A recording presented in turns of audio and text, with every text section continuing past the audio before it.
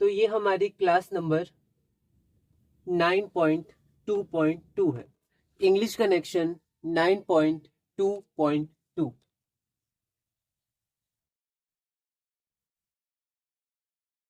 English connection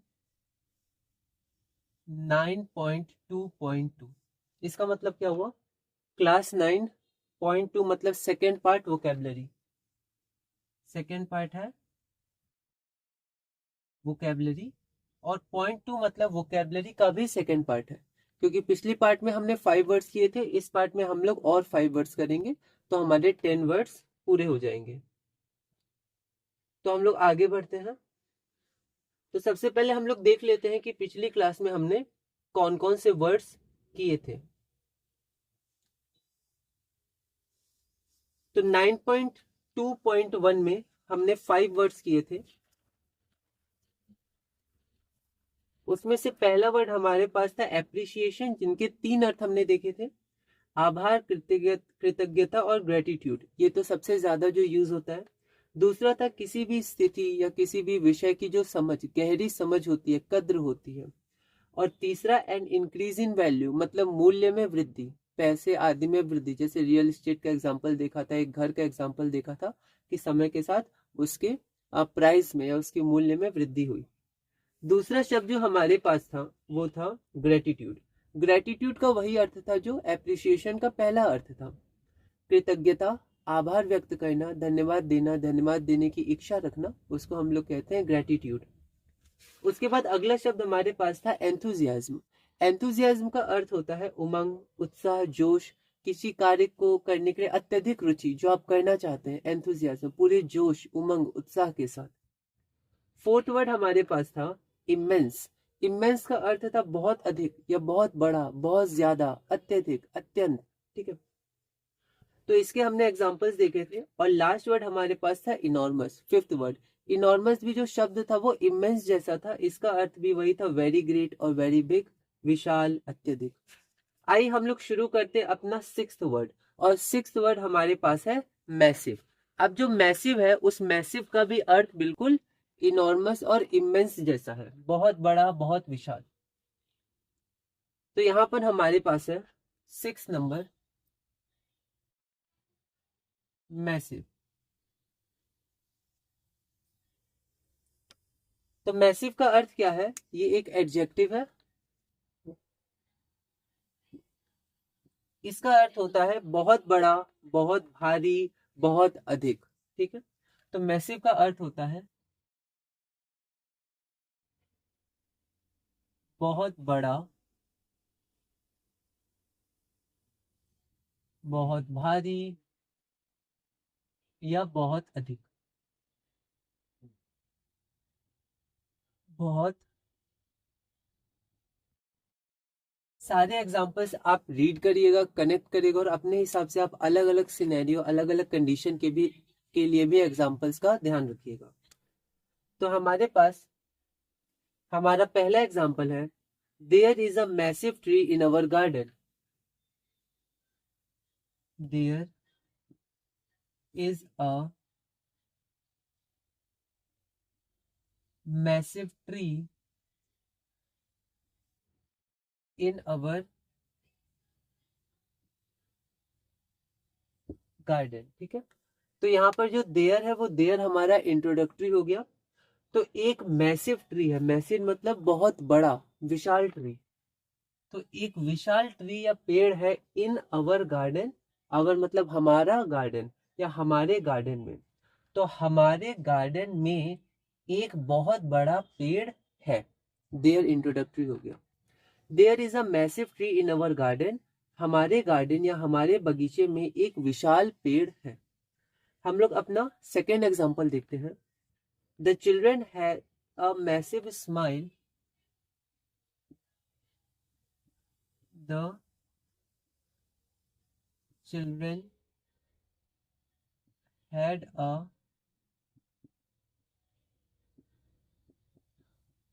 massive smile on their face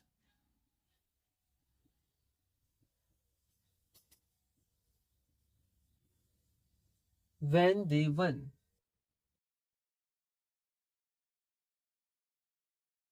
तो इसको हम लोग थोड़ा तोड़ तोड़ के समझने की कोशिश करते हैं। when का यहाँ तो अर्थ हो गया जब, क्योंकि when यहाँ क्या है, रिलेटिव प्रोनाउन है, शुरू में तो आया नहीं। शुरू में जब when आता है तो उसका अर्थ जब भी हो सकता है, कब भी हो सकता है। जब ये शुरू में आके इंट्रोगेटिव है तब कब होता है, लेकिन यहाँ बीच में है रिलेटिव प्रोनाउन, तो यहाँ पर ये जब हो जाएगा। तो the children had a massive smile. तो हैड पास्ट टेंस के लिए यूज होता है, मतलब थी, ठीक है। और वन यहाँ पर V2 है विन का, तो ये भी जीते थे या जीते, पहले की बात है। तो द चिल्ड्रन हैड मतलब चिल्ड्रन के पास था या उनके पास थी, क्या थी, अ मैसिव स्माइल, एक बहुत बड़ी मुस्कुराहट, एक बहुत बड़ी मुस्कान, ऑन देयर फेस, उनके चेहरे पे। अब चिल्ड्रन क्या है, थर्ड पर्सन सिंगुलर है, तो उसके लिए जो हमारे पास पॉजिटिव होगा, यहाँ पर ये फेस देयर, तो पॉजिटिव एडजेक्टिव, तो पॉजिटिव होगा वो हो जाएगा there, third person plural. Okay, तो the children had a massive smile, children के पास थी, क्या थी, एक मैसिव स्माइल, एक बहुत बड़ी मुस्कान, और कहाँ थी, ऑन देयर फेस, उनके चेहरे पर। क्यों थी, when they won, क्योंकि वो जीते थे, तो जब वे या वे लोग जीते। चिल्ड्रन थर्ड पर्सन प्लूरल, तो दे आया पर्सनल प्रोनाउन, ठीक है। तो कैसे समझेंगे कि जब वे जीते, तब, हम तब खुद से भी लगा सकते हैं, तब बच्चों के चेहरे पर या उनके चेहरे पर एक बहुत बड़ी मुस्कान थी। इसको अलग तरह से भी हिंदी में हम लोग कर सकते हैं कि बच्चों के चेहरे पर एक बहुत बड़ी मुस्कान थी जब वे जीते, ठीक है। या ऐसे भी कर सकते हैं कि बच्चों के चेहरे पे बहुत बड़ी मुस्कान थी जब वो जीते, या उनके चेहरे पे बहुत बड़ी मुस्कान थी जब वो जीते। ओके, तो आप अलग अलग तरह से हिंदी इसका देख सकते हैं, बाकी अर्थ हमारा सही निकलना चाहिए, क्योंकि हमने देखा अगर हिंदी के वर्ड्स इधर उधर होंगे या फिर हम लोग कुछ नए वर्ड्स भी जोड़े तो कोई दिक्कत नहीं, पर अर्थ वही होना चाहिए। The children had a massive smile on their face when they one, बच्चों के चेहरे पर एक बहुत बड़ी मुस्कान थी जब वे जीते। तो यहां पर ये हमारे पास हो गया।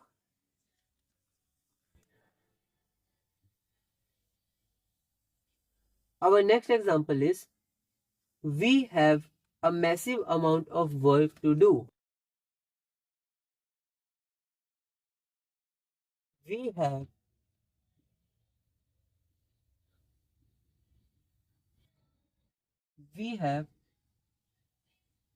a massive amount of work to do, ठीक है।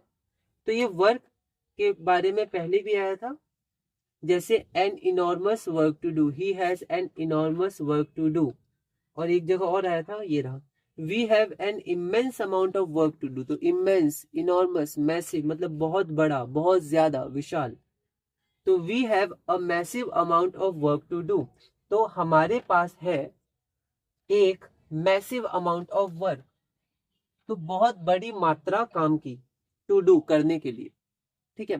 तो हमारे पास एक बहुत बड़ी काम की मात्रा है करने के लिए, या इसको घुमा के बोल सकते हैं हमें बहुत अधिक काम करना है, जैसे हमने पहले भी देखा था। तो we have a massive amount of work to do, तो हमें करने के लिए बहुत अधिक काम है, ठीक है, हमें करने के लिए बहुत अधिक काम है, ऐसे भी कर सकते हैं, ठीक है। We have a massive amount of work to do, हमें करने के लिए बहुत अधिक काम है। आइए अब हम लोग अपने नेक्स्ट एग्जांपल्स देखते हैं।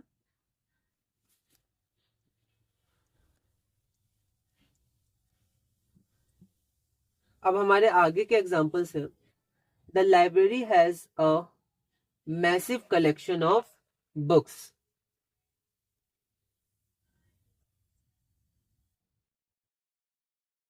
आगे हमारे पास है, the library has a massive collection of books.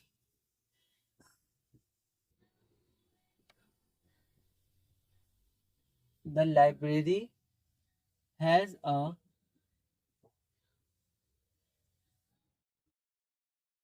Massive collection of books. तो लाइब्रेरी मतलब पुस्तकालय के पास है या पुस्तकालय में है। क्या है? A massive collection of books. Collection मतलब संग्रह। किसका संग्रह? बुक्स का, किताबों का। मैसिव मतलब बहुत अधिक, बहुत विशाल संग्रह है लाइब्रेरी में। तो पुस्तकालय में, ठीक है, किताबों का बहुत बड़ा या बहुत विशाल या विशाल संग्रह है। The library has a massive amount of books. पुस्तकालय में किताबों का एक बहुत बड़ा संग्रह है। The library has a massive collection of books. पुस्तकालय में किताबों का एक बहुत बड़ा संग्रह है, कलेक्शन है। Now let's see our next example. अपना अगला एग्जांपल हम लोग देखते हैं। The storm caused massive damage to the area. The storm caused massive damage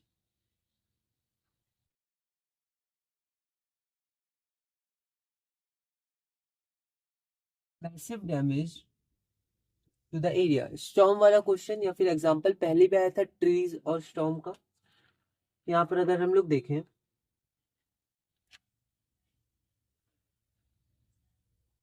the storm caused immense damage to the trees. तूफान ने पेड़ों को बहुत अधिक नुकसान पहुंचाया। वैसे ही है मैसिव डैमेज, मतलब इसका भी अर्थ है बहुत भारी, बहुत बड़ा नुकसान। ठीक है, तो हम लोग देखते हैं। The storm caused massive damage to the area. Area मतलब क्षेत्र, किसी जगह। तो तूफान ने इलाके को या किसी जगह को बहुत अधिक नुकसान पहुंचाया। ठीक है, तो द स्टॉर्म, तूफान ने कॉज किया, पहुंचाया, क्या पहुंचाया? मैसिव डैमेज, बहुत ज्यादा नुकसान, या भारी का भी हम लोग इस्तेमाल करते हैं, बहुत भारी नुकसान पहुंचाया टू द एरिया, एरिया को या किसी इलाके को। ठीक है, तो तूफान ने, ठीक है, इलाके को बहुत भारी नुकसान पहुंचाया। The storm caused massive damage to the area. तूफान ने इलाके को भारी या बहुत बड़ा नुकसान, बहुत अधिक नुकसान पहुंचाया। So now let's see some more example। आइए हम लोग कुछ और एग्जांपल्स देखते हैं। तो आप इसको एनालाइज और ऑब्जर्व करते रहिएगा। इमेंस आ सकता था, इनॉर्मस आ सकता था, कैसे आप अर्थ बना सकते हैं। छोटी छोटी बातें जो हम लोग बोलते हैं, देखते हैं, ठीक है, तो उन सब को भी हम लोग इंग्लिश में कन्वर्ट कर सकते हैं। Our next example is, we got a massive discount during the sale. We got a massive discount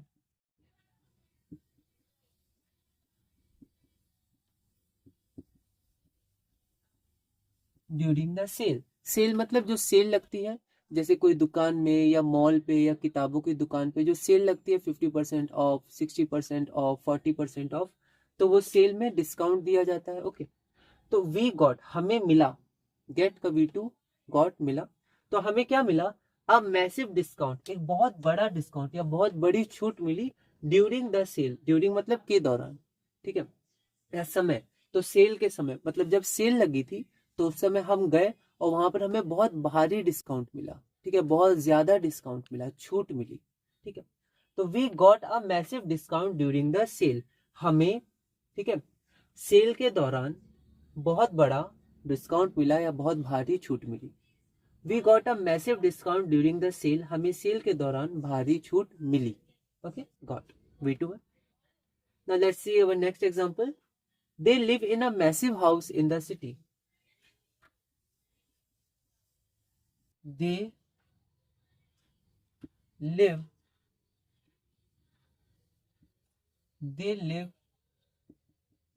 in a massive house. They live in a massive house in the city. Live मतलब रहना। ठीक है, तो यहाँ पर live verb हो गया हमारा। They live मतलब वे रहते हैं। कहाँ रहते हैं? In a massive house, एक बहुत बड़े घर में, बहुत विशाल विशाल घर में रहते हैं। इन द सिटी, शहर में। तो वे शहर में एक विशाल घर में रहते हैं। ठीक है, वे शहर में एक बहुत विशाल या बहुत बड़ा, विशाल मतलब ही बहुत बड़ा होता है, एक विशाल घर में रहते हैं। ठीक है, घर में रहते हैं। They live in a massive house in the city, वे शहर में एक बहुत बड़े घर में रहते हैं। Okay, now let's see some more examples. आइए कुछ और एग्जांपल्स हम लोग देखते हैं।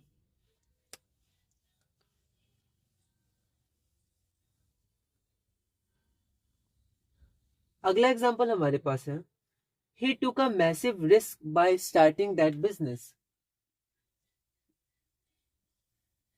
He took a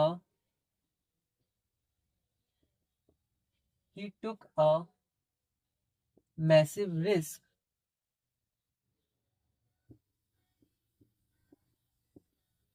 by starting that business.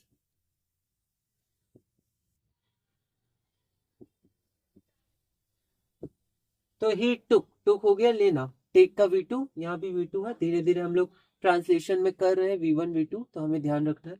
तो ही टुक, तो उसने लिया, क्या लिया? अ मैसिव रिस्क, रिस्क लेना, ठीक है। तो उसने एक बहुत बड़ा रिस्क लिया, रिस्क मतलब जोखिम लिया, जोखिम, ठीक है। तो उसने एक बहुत बड़ा जोखिम लिया, एक बहुत बड़ा रिस्क लिया, बाय स्टार्टिंग दैट बिजनेस, उस बिजनेस को शुरू करके, ठीक है। तो यहाँ पर आईएनजी V4 नहीं है, इसके बगल में आप कोई वर्ब नहीं देख सकते, is am are was verb, तो ये जेरेंड है, मतलब शुरू करना, बस इतना हम लोग ध्यान रखेंगे। तो शुरू करके, बाय के बाद आईएनजी, कभी कभी फॉर के बाद आता है, टू के बाद V1 आता है। ये सब आप जब जनरल कॉम्पिटिशन या आगे 9th-10th में जाइएगा तो वहां पर बोर्ड में भी पूछा जाता है, अलग अलग जगह क्या होता है, कुछ गलतियां दे दी जाती हैं, जैसे सिंगुलर के संग V1 दे दिया जाएगा, सिंगुलर के संग V5 लगता है, प्लूरल के संग V5 दे दिया जाएगा, प्लूरल के संग V1 लगता है। तो ऐसी चीजें तो आप ऑब्जर्व करते रहिएगा, ठीक है। 4 सेंटेंसेस रहेंगे बोले गए, इसमें से कौन सही, तो आपकी रीडिंग अच्छी होगी तो आप बता देंगे ये सही लग रहा है, चाहे आपको पूरा ग्रामर आता भी ना हो उस समय तक, तो आप उसको भी स्ट्रॉन्ग करिएगा और धीरे धीरे आप पढ़िएगा, और रीडिंग की आदत आप बिल्कुल डालिएगा, कोई भी रीडिंग आप इंग्लिश की करिएगा अच्छे से। He took a massive risk by starting that business, तो उसने एक बहुत बड़ा रिस्क लिया, ठीक है, उस बिजनेस को स्टार्ट करके, या फिर उसने उस बिजनेस को स्टार्ट करके एक बहुत बड़ा रिस्क लिया, ठीक है, मतलब उसने बहुत बड़ा रिस्क लिया उस बिजनेस को, किसी बिजनेस की बात हो रही होगी, उस बिजनेस को स्टार्ट करके। He took a massive risk by starting that business. उसने वह बिजनेस या व्यवसाय शुरू करके बहुत बड़ा जोखिम लिया, बहुत बड़ा रिस्क लिया। Okay, now let's see our next example. अगला एग्जांपल हम लोग देखते हैं। They are facing a massive problem right now. They are facing a massive problem right now. तो आइए हम लोग इसका अर्थ देखते हैं। हमारे पास है they are facing a massive problem right now. तो फेस करना मतलब सामना करना, जैसे फेस अ प्रॉब्लम या फेस अ चैलेंज, तो सामना करना किसी संघर्ष का, चैलेंज का या फिर प्रॉब्लम का। तो दे आर फेसिंग, तो आर फेसिंग वो सामना कर रहे हैं, तो यहाँ जो आईएनजी है वो आईएनजी V4 है, वर्ब है, लेकिन ये आईएनजी वर्ब नहीं है। तो इस पे हम लोग बात करेंगे ट्रांसलेशन में, ग्रामर में भी ये टॉपिक आता है, और ग्रामर का टॉपिक है उसको फिर ट्रांसलेशन में, क्योंकि ग्रामर ट्रांसलेशन एक तरह से बहुत कनेक्टेड है। हम लोग ट्रांसलेशन करते हैं तो उस ग्रामर के रूल्स बहुत यूज करते हैं, बस हम लोग वहाँ थोड़ा कन्वर्सेशन में ज़्यादा फोकस करते हैं, ग्रामर में थोड़ा रूल्स और टेक्निकल डिटेल्स, पर चारों पार्ट हमें कनेक्ट करके आगे बढ़ना है। तो दे आर फेसिंग, तो वे सामना कर रहे हैं, किसका सामना कर रहे हैं? अ मैसिव प्रॉब्लम, एक बहुत बड़ी समस्या, एक विशाल समस्या का सामना कर रहे हैं राइट नाउ। राइट नाउ मतलब अभी, इस समय। तो वे इस समय एक बहुत बड़ी समस्या का सामना कर रहे हैं, ठीक है। They are facing a massive problem right now, वे अभी या इस समय एक बहुत बड़ी समस्या का सामना कर रहे हैं। तो now let's see our last example, अपना आखिरी एग्जांपल अब हम लोग देखते हैं। आई made a massive mistake in my calculation. I made a massive mistake, I made a massive mistake in my calculation. In my calculation. तो I made मतलब करना है ना, एक मेड मतलब बनाना होता है, यहाँ करना, made a mistake, made an error, तो किया। तो मैंने किया एक मैसिव मिस्टेक, एक बहुत बड़ी गलती की मैंने। किसमें की? इन माई कैलकुलेशन में भी, कैलकुलेशन या गणना में। तो हम जो जो गणना करते हैं, कैलकुलेट करते हैं, तो उसमें कई बार मैथ्स में हम देखते हैं मिस्टेक्स हो जाती है, एक माइनस साइन छूट जाता है और पूरा क्वेश्चन गलत। ठीक है, या जो आंसर हमारा है पूरा, शुरू में बस एक माइनस गलत, फिर एक पेज, दो पेज, जितना भी कैलकुलेशन हमने किया वो सब गलत आएगा। ठीक है, क्योंकि क्वेश्चन के अनुसार आना चाहिए था, हमारे अनुसार जो हमने गलत लिख लिया उसके अनुसार हो सकता है सही हो, पर क्वेश्चन ही गलत उतारा तो वो पूरा गलत माना जाएगा।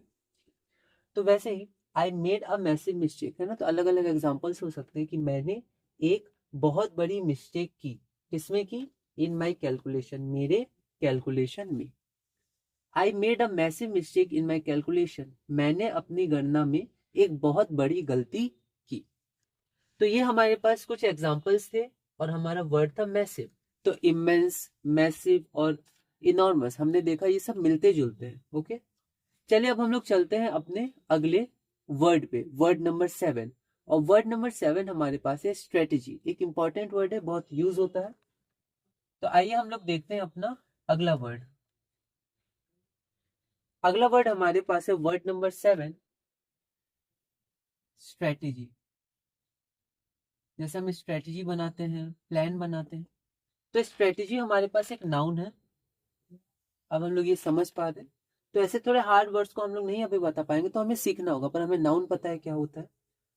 तो हम लोग देखते हैं स्ट्रेटेजी, लक्ष्य प्राप्त करने की एक योजना या रणनीति। लक्ष्य प्राप्त करने की एक योजना, एक योजना या फिर रणनीति। रणनीति मतलब हम लोग स्टेप बाय स्टेप जो कैलकुलेट करते हैं, लिख के कैलकुलेट करते हैं, माइंड में प्लानिंग बनाते हैं, रणनीति हमें कैसे आगे बढ़ना है, कैसे इस प्रोजेक्ट को सॉल्व करना है, कैसे इस कंपनी में जो हमें नया प्रोजेक्ट मिला है उसको पूरा करना है, कैसे अपना होमवर्क या फिर एग्जाम के लिए प्लानिंग करना है। तो हम एक स्ट्रेटेजी बनाते हैं। ठीक है, तो वही होता है स्ट्रेटेजी। अपना लक्ष्य प्राप्त करने के लिए जो हम प्लानिंग करते हैं, योजना बनाते हैं, वो हमारे पास होता है स्ट्रेटेजी। आइए कुछ हम लोग एग्जाम्पल्स देखते हैं। We need a better strategy to complete the project in time. We need a better strategy to complete the project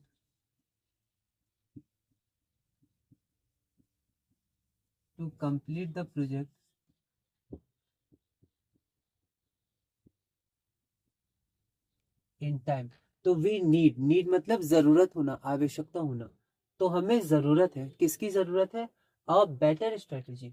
better मतलब बेहतर, गुड, बेटर, बेस्ट। तो ये कंपैरेटिव डिग्री है, मतलब पहले से कंपेयर कर रहे हैं। तो पहले जो हमारी स्ट्रेटेजी थी उससे हमें अब बेहतर स्ट्रेटेजी चाहिए। किस लिए चाहिए? To complete the project. तो प्रोजेक्ट कंप्लीट करने के लिए, टू को हम ऐसे ले सकते हैं। तो प्रोजेक्ट कंप्लीट करने के लिए in time, in time on time phrase होता है समय पर, या समय में बोल सकते हैं, समय पर भी बोल सकते हैं। तो हमें चाहिए एक बेहतर strategy to complete the project, project complete करने के लिए इन टाइम, समय पर। इसको ऐसे आप बोल सकते हैं, हमें समय पर प्रोजेक्ट कंप्लीट करने के लिए एक बेहतर स्ट्रेटेजी चाहिए। ठीक है, तो we need a better strategy to complete the project in time. समय पर प्रोजेक्ट कंप्लीट करने के लिए या पूरा करने के लिए हमें एक बेहतर रणनीति या स्ट्रेटेजी चाहिए। Now let's move to our next example. अगला एग्जांपल हम लोग देखते हैं। His strategy helped him to get a new job. His strategy helped him to get a new job. तो his मतलब उसका, ठीक है, या उसकी, है ना। his या हर कुछ भी आ सकता है, पर यहाँ क्योंकि his है तो मेल, और उसके लिए हिम आया है ना। तो ये हमारा ऑब्जेक्टिव केस हो गया, ये हमारा पॉजिटिव हो गया। ठीक है, तो उसकी स्ट्रेटेजी ने, उसकी रणनीति ने मदद की। किसको मदद की? तो उसे मदद की। तो उसकी रणनीति ने उसे मदद की क्या करने के लिए, to get a new job, तो एक नया जॉब प्राप्त करने के लिए, ठीक है, उसको मदद की। गेट गेट मतलब कुछ मिलना, या हम लोग प्राप्त करने यहाँ बोल सकते हैं, ठीक। तो अ न्यू जॉब, ठीक है, तो एक नए जॉब को देने के लिए, ऐसा भी हम लोग बोल सकते हैं, या उसको एक नया जॉब मिला, इसके लिए किसने मदद की, उसकी स्ट्रेटेजी ने। His strategy help him to get a new job, उसकी रणनीति ने उसे नई नौकरी पाने में, पाना भी बोल सकते हैं, पाने में मदद की, या फिर एक नई नौकरी दिलाने में मदद की। अलग अलग तरह से हम लोग हिंदी में समझ सकते हैं। ओके, तो अपने नए जॉब के लिए उसने एक प्लानिंग बनाई है ना, एक टाइम मैनेज किया, शेड्यूल बनाया, अपने स्किल्स देखे और स्किल्स एक्वायर किए, मतलब बहुत अच्छे से रणनीति बनाई, मेहनत की, और उसे एक नई जॉब मिली उसके स्ट्रेटेजी के कारण, उसी की स्ट्रेटेजी। तो हिज स्ट्रेटेजी, उसकी स्ट्रेटेजी, और उसे ही मदद की नए जॉब को दिलाने में या पाने में। His strategy help him to get a new job, उसकी रणनीति ने उसे नई नौकरी पाने में मदद की। Okay, now let's look at our next example. अगला एग्जांपल देखते हैं। तो अगला एग्जांपल हमारे पास इंट्रोगेटिव सेंटेंस है। इंट्रोगेटिव सेंटेंस दो तरह के होते हैं, हमने ग्रामर में देखा है, ट्रांसलेशन में भी देखा था। एक यस नो टाइप क्वेश्चन और एक question word question, WH question, WH family, question words. तो यहाँ पर क्वेश्चन वर्ड है व्हाट, व्हाट मतलब क्या। तो what is your strategy for this project, what is your strategy for this project, ठीक है। तो योर स्ट्रेटेजी मतलब आपकी स्ट्रेटेजी या तुम्हारी स्ट्रेटेजी। तो आपकी स्ट्रेटेजी क्या है, व्हाट इज, आपकी स्ट्रेटेजी क्या है फॉर दिस प्रोजेक्ट, इस प्रोजेक्ट के लिए, है ना। तो ऐसे आप समझ सकते हैं, इस प्रोजेक्ट के लिए आपकी स्ट्रेटेजी क्या है। What is your strategy for this project, इस प्रोजेक्ट के लिए आपकी क्या स्ट्रेटेजी है या क्या रणनीति है, या रणनीति क्या है, ठीक है। तो what is your strategy for this project, इस प्रोजेक्ट के लिए आपकी क्या स्ट्रेटेजी है, रणनीति है। Okay, now let's look at our next example. अगला एग्जांपल देखते हैं। Let's discuss our long term strategy, let's discuss our long term strategy. तो लेट्स मतलब चलिए हम डिस्कस करते हैं, या आइए डिस्कस करते हैं, क्या करते हैं, डिस्कस अवर मतलब हमारी लॉन्ग टर्म स्ट्रेटेजी। एक शॉर्ट टर्म होता है, एक लॉन्ग टर्म। लॉन्ग टर्म मतलब दीर्घकाल, लंबे समय के लिए। जैसे मान लीजिए अभी क्लास 10th में, मान लीजिए क्लास 10th अभी आप शुरू करेंगे, आपने शुरू किया होगा अभी, तो अभी स्टार्टिंग है, एक साल बाद बोर्ड है, तो अभी से ही आप कोशिश करिए लॉन्ग टर्म स्ट्रेटेजी बनाने का, ठीक है। कि इतने चैप्टर्स हैं, इस चैप्टर से ज़्यादातर प्रीवियस ईयर क्वेश्चंस में आए हैं, तो आप उनको देख के ये टॉपिक्स इंपॉर्टेंट है उनके क्वेश्चंस बनाने, टीचर समझाए तो अच्छे से समझ दें, उनसे पूछ लें। तो एक पूरी स्ट्रेटेजी होती है, घर आके आज ये सब्जेक्ट करना है, वो सब्जेक्ट करना है, ये हो गया तो अब इसको टिक कर देना है, इसके PYQs बचे इसको मैं ये कर लूँगा इतने समय में। रिवीजन बहुत इंपॉर्टेंट, तो आज मुझे रिवीजन करना है, ठीक है, आज कुछ इसमें नया नहीं पढ़ूंगा, आज इसमें नया पढ़ना है, इसको रिवाइज करना है। तो एक स्ट्रेटेजी होती है, धीरे धीरे कोशिश करिए, मतलब अचानक तो हो नहीं पाती, पर धीरे धीरे आप मन बनाइए, फिर कोशिश करिए, गलतियां होंगी, फिर धीरे धीरे बिल्कुल आप आगे बढ़ पाएंगे। ऐसा कभी नहीं समझिएगा एक साल है बहुत समय, नहीं, बहुत पढ़ना भी है, बहुत सारी चीजें भी हैं और भी जगह आपको समय देना है, तो इसलिए मैनेजमेंट करिएगा तो धीरे धीरे समय होगा, लेकिन आपको अभी से ही शुरू करना। तो लॉन्ग टर्म स्ट्रेटजी, इसी तरह प्लानिंग कंपनी में, ठीक है, कुछ सालों की प्लानिंग अभी से होती है, कि उतने साल बाद या इतने साल बाद, इतने महीने बाद प्रोजेक्ट के लिए, मान लीजिए 5 महीने बचे, लेकिन पहले दिन से ही प्लानिंग होती है, इतने महीने में ये पार्ट कंप्लीट होगा, इतने महीने ये पार्ट, कितने पार्ट हैं उसके, कितने सब पार्ट्स हैं, तो उसको बोलते हैं लॉन्ग टर्म स्ट्रेटेजी। तो ये हमारे पास लॉन्ग टर्म स्ट्रेटेजी होती है, दीर्घकाल की रणनीति होती है। ओके, तो let's discuss our long term strategy, आइए हम दीर्घकालिक या दीर्घकाल की स्ट्रेटेजी को, रणनीति को डिस्कस करें या चर्चा करें। Let's discuss our long term strategy, आइए हम दीर्घकालिक रणनीति पर चर्चा करें। अगला हमारे पास है Our business strategy is to focus on quality. Our business strategy is to focus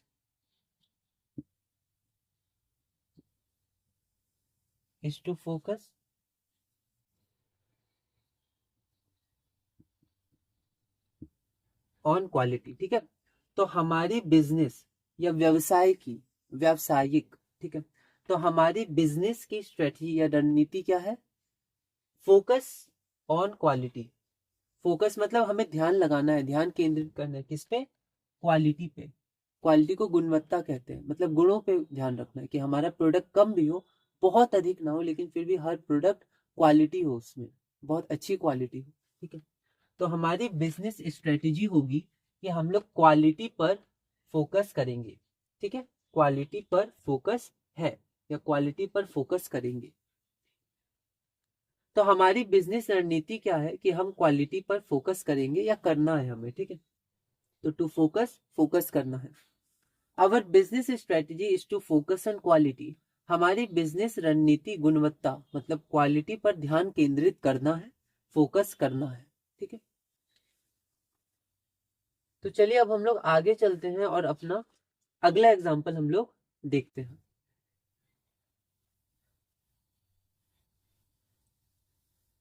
अगला एग्जाम्पल हमारे पास है, I have a strategy to finish the work on time. I have a strategy to finish the work on time.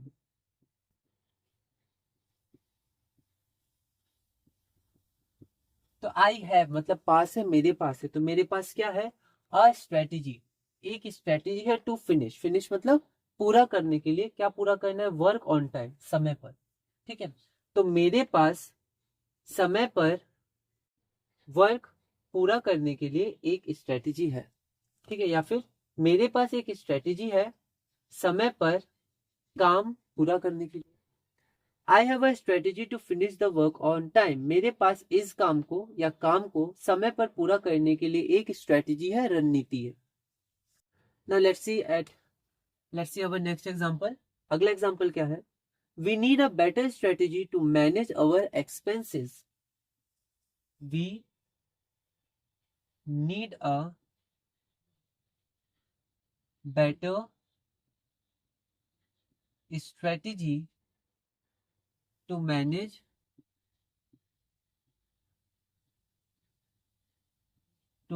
अवर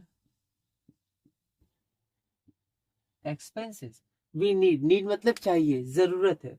तो हमें क्या जरूरत है? एक बेहतर स्ट्रेटेजी की। पहले भी आया था, मतलब पहले की जो स्ट्रेटेजी थी उससे एक बेहतर स्ट्रेटेजी चाहिए टू मैनेज मतलब हमें मैनेज करना है। ठीक है, क्या मैनेज करना है? अवर हमारे एक्सपेंसेस मतलब खर्च। मान लीजिए हमारे पास खर्च ज्यादा हो रहे हैं। ठीक है, तो हमें पहले से अब एक बेहतर स्ट्रेटेजी चाहिए हम लोग के एक्सपेंसेस को मैनेज करने के लिए। We need a better strategy to manage our expenses. हमें अपने खर्च को या हमारे खर्च को मैनेज करने के लिए एक बेहतर स्ट्रेटेजी की आवश्यकता है। We need a better strategy to manage our expenses. हमें अपने खर्च को मैनेज करने के लिए एक बेहतर रणनीति की आवश्यकता है। Let's look at our next example. अगला एग्जांपल हमारे पास क्या है? We need a new strategy to win this game. We need a new strategy to win this game. ठीक है, यह गेम या फिर इस खेल को। तो हमें चाहिए, नीड मतलब आवश्यकता है, हमें चाहिए, तो हमें चाहिए क्या चाहिए? अ न्यू स्ट्रेटेजी, एक नई स्ट्रेटेजी हमें चाहिए to win the game, to win this game, इस खेल को जीतने के लिए। ठीक है, या फिर ऐसा आप कह सकते हैं, इस खेल को जीतने के लिए हमें एक नई रणनीति चाहिए। We need a new strategy to win this game. हमें यह खेल जीतने के लिए एक नई स्ट्रेटेजी या रणनीति की आवश्यकता है, जरूरत है। Now let's look at our next example. अगला एग्जांपल हम लोग देखते हैं। Her study strategy helped her to score high marks. Her study strategy helped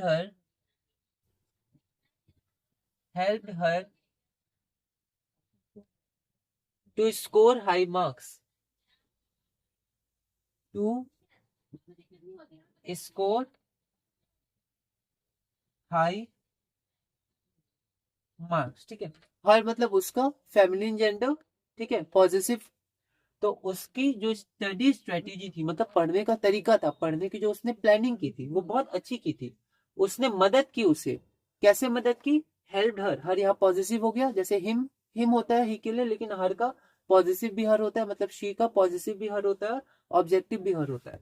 तो उसकी स्टडी स्ट्रेटेजी ने मदद की। किसे मदद की? उसे ही मदद की। तो उसे मदद की टू स्कोर हाई मार्क्स, अच्छे मार्क्स, बहुत बढ़िया मार्क्स लाने में मदद की। तो उसकी स्टडी स्ट्रेटेजी ने उसे स्कोर हाई मार्क्स, अच्छे मार्क्स स्कोर करने में मदद की। Her study strategy helped her to score high marks. उसकी पढ़ाई की रणनीति या पढ़ाई के तरीके ने उसे अच्छे अंक प्राप्त करने में, अच्छे मार्क्स प्राप्त करने में मदद की। तो ये हमारे पास कुछ एग्जाम्पल्स थे। आइए हम लोग अपने अगले एग्जाम्पल देखते हैं। तो अब हम लोग आगे बढ़ते हैं और आगे हम लोग देखते हैं कि हमारे पास कौन सा एग्जाम्पल है। तो आगे हम लोग देखते हैं अपना अगला example.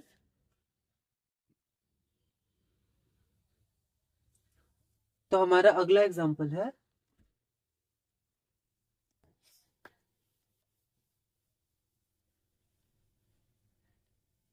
The company is changing it's strategy.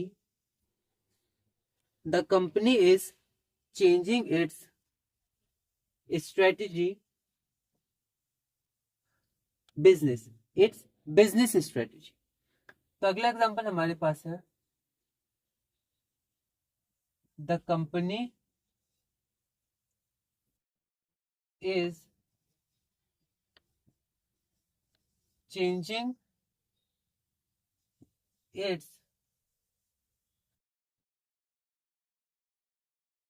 business strategy। तो जो कंपनी है वो बदल रही है। तो इस चेंजिंग, तो यहाँ पर प्रेजेंट कंटिन्यूस रहा है, रही है। तो कंपनी बदल रही है। क्या बदल रही है? इट्स मतलब अपनी। अब देखिए, इट्स के बारे में हमने ज्यादा डिस्कस नहीं किया था। ही के लिए हिज, शी के लिए हर, आई के लिए माई, यू के लिए योर, वी के लिए अवर, दे के लिए देयर। एक इट के लिए इट्स होता है। इट होता है किसी नॉन लिविंग थिंग के लिए। जैसे यहाँ कंपनी, तो the company, third person singular, तो इट्स आया कंपनी की या कंपनी अपनी। तो आई के लिए अपना, माई, यू के लिए अपना, योर, ऐसे कंपनी के लिए अपना इट्स, अपना या अपनी या अपने। तो कंपनी अपनी बिजनेस स्ट्रेटेजी, ठीक है, बिजनेस करने की स्ट्रेटेजी को बदल रही है। The company is changing it's business strategy. Company अपनी बिजनेस रणनीति को बदल रही है, बिजनेस रणनीति बदल रही है। Okay, now let's look at our next example. अगला example, we have no specific strategy. We have no specific strategy right now. Right now मतलब ठीक अभी या अभी। तो we have no specific strategy। तो यहां पर हमारे पास है स्पेसिफिक स्ट्रेटेजी। स्पेसिफिक मतलब विशेष, और स्ट्रेटेजी मतलब रणनीति। तो राइट नाउ मतलब अभी, वी हैव मतलब हमारे पास नहीं है, या कुछ भी नहीं है, कोई भी नहीं है। क्या नहीं है? Specific strategy. तो कोई एक विशेष स्ट्रेटेजी इस समय हमारे पास नहीं है, या फिर हमारे पास इस समय कोई भी विशेष स्ट्रेटेजी या रणनीति नहीं है। We have no specific strategy right now. अभी हमारे पास कोई विशेष रणनीति नहीं है। Now let's look at our last example। हम लोग अपने लास्ट एग्जाम्पल की तरफ देखते हैं। The team's success was due to a well-planned strategy. The team's success was due to a well-planned strategy. ठीक है, तो टीम्स, आप देखिए यहाँ पर क्या आ गया, पॉजिटिव केस, टीम्स, तो टीम का या टीम के, तो टीम की सक्सेस मतलब सफलता, मतलब टीम की सफलता, टीम कोई कंपटीशन जीत गई या कुछ जीत गई तो उसकी जो सफलता हुई है या टीम जो सफल हुई है उसका कारण क्या था, वॉज ड्यू टू मतलब कारण, किसके कारण, अ well plan strategy, well plan मतलब अच्छे से प्लान की गई रणनीति, मतलब अच्छे से उसको प्लान किया गया था, जब टीम ने परफॉर्मेंस की या गेम खेला तो उसकी प्लानिंग बहुत अच्छे से हुई थी, वेल प्लान्ड स्ट्रेटेजी। तो एक बहुत वेल प्लान्ड स्ट्रेटेजी या एक वेल प्लान्ड स्ट्रेटेजी के कारण टीम सफल हुई या टीम की सफलता हुई, पास्ट टेंस के बारे में बात करें। The team success was due to a well planned strategy, team की सफलता एक अच्छी तरह से योजनाबद्ध रणनीति के कारण थी, तो थी या हुई अलग अलग अर्थ ले सकते हैं। तो देखिए टीम की सफलता, तो टीम की सफलता वेल प्लान मतलब अच्छी तरह से योजनाबद्ध, मतलब योजना के अनुसार पहले ये करना है फिर ये करना है फिर ये करना है, तो बंधे हुए हैं, इसके बाद यही करना यही करना है, तो प्रॉपर प्लानिंग योजनाबद्ध तरीके से जो रणनीति बनाई गई थी उसके कारण हुई थी। ठीक है, क्या हुई थी, टीम की सफलता। The team's success was due to a well plan strategy, team की सफलता एक अच्छी तरह से योजनाबद्ध रणनीति के कारण थी। Okay, so this was our word number 7, हमारा 7th वर्ड था स्ट्रेटेजी, लक्ष्य प्राप्त करने की एक योजना या रणनीति। Now let's look at our next word, चलते हैं हम लोग अपने अगले वर्ड की तरफ जो कि है वर्ड नंबर 8। तो अब हम लोग देखते हैं हमारा वर्ड नंबर 8 कौन सा है। तो हमारा 8th वर्ड है स्कीम, स्कीम। ठीक है, तो ये जो स्कीम होता है वो भी स्ट्रेटेजी जैसे ही होता है। ठीक है, तो मैं कोशिश कर रहा हूँ कुछ मिलते जुलते वर्ड्स के साथ आगे बढ़े, जैसे इमेंस, इनॉर्मस, मैसिव, उसी तरह यहाँ पर स्ट्रेटेजी है वैसे ही कि स्कीम होती है। ठीक है, उससे मिलता जुलता है स्कीम। तो देखिए स्कीम क्या होती है, स्कीम आपका वैसे नाउन होती है और वर्ब में भी यूज होती है, दोनों होते हैं। ठीक है, इनके अर्थ सिमिलर होते हैं। तो स्कीम एक योजना या एक प्रणाली होती है, ठीक है, जो अच्छे से प्लान की गई होती है, फिर उसको लॉन्च किया जाता है या लोगों के लिए लॉन्च किया जाता है, गवर्नमेंट के द्वारा स्कीम्स निकाली जाती है कि आप यहाँ पर अप्लाई करिएगा या स्कीम लीजिएगा तो आपको ये फैसिलिटी मिलेंगी, आप ये सब काम अच्छे से कर पाएंगे। तो स्कीम को पहले अच्छे से लोग डिजाइन करते हैं, क्या क्या है नहीं है, तो योजनाबद्ध तरीके से, है ना, वेल प्लान्ड स्ट्रक्चर होता है स्कीम का, फिर लोग आके वो स्कीम खरीद सकते हैं या उसके अनुसार वो लाभ प्राप्त कर सकते हैं।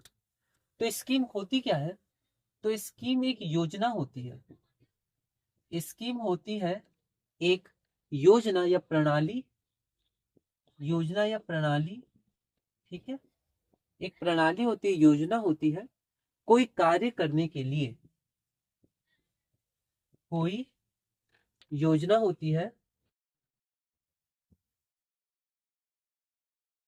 कोई भी कार्य करने के लिए, कोई कार्य करने के लिए, कोई कार्य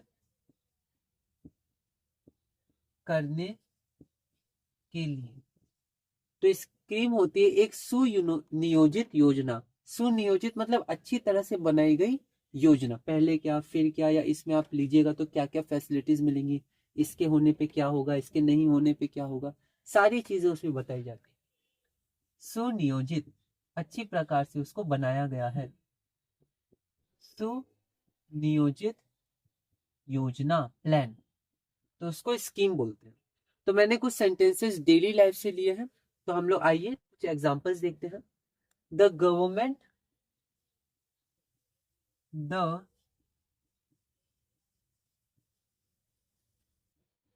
government has launched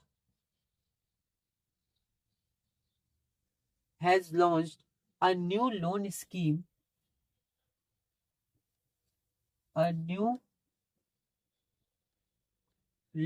scheme for farmers. A new loan scheme for farmers.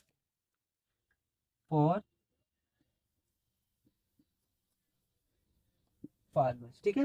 तो यहाँ पर गवर्नमेंट में देखिए एन आता है, ये ध्यान रखिएगा स्पेलिंग। गवर्नमेंट, तो गवर्नमेंट मतलब सरकार ने लॉन्च किया, हैज लॉन्च, ठीक है। तो लॉन्च की है, ये हमारे पास प्रेजेंट परफेक्ट है, मतलब लॉन्च कर दी है और अब हम लोग इसको ले सकते हैं।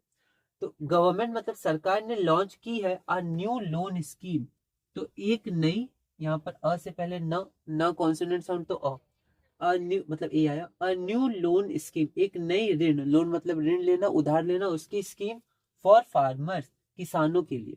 तो इस स्कीम में किसान लोन ले सकते हैं, पूरी स्कीम है और सारी बातें अच्छे से बताई गई जिससे किसान लोन लेके अपने कार्य कर सकते हैं। तो गवर्नमेंट ने एक नई लोन की स्कीम लॉन्च की है।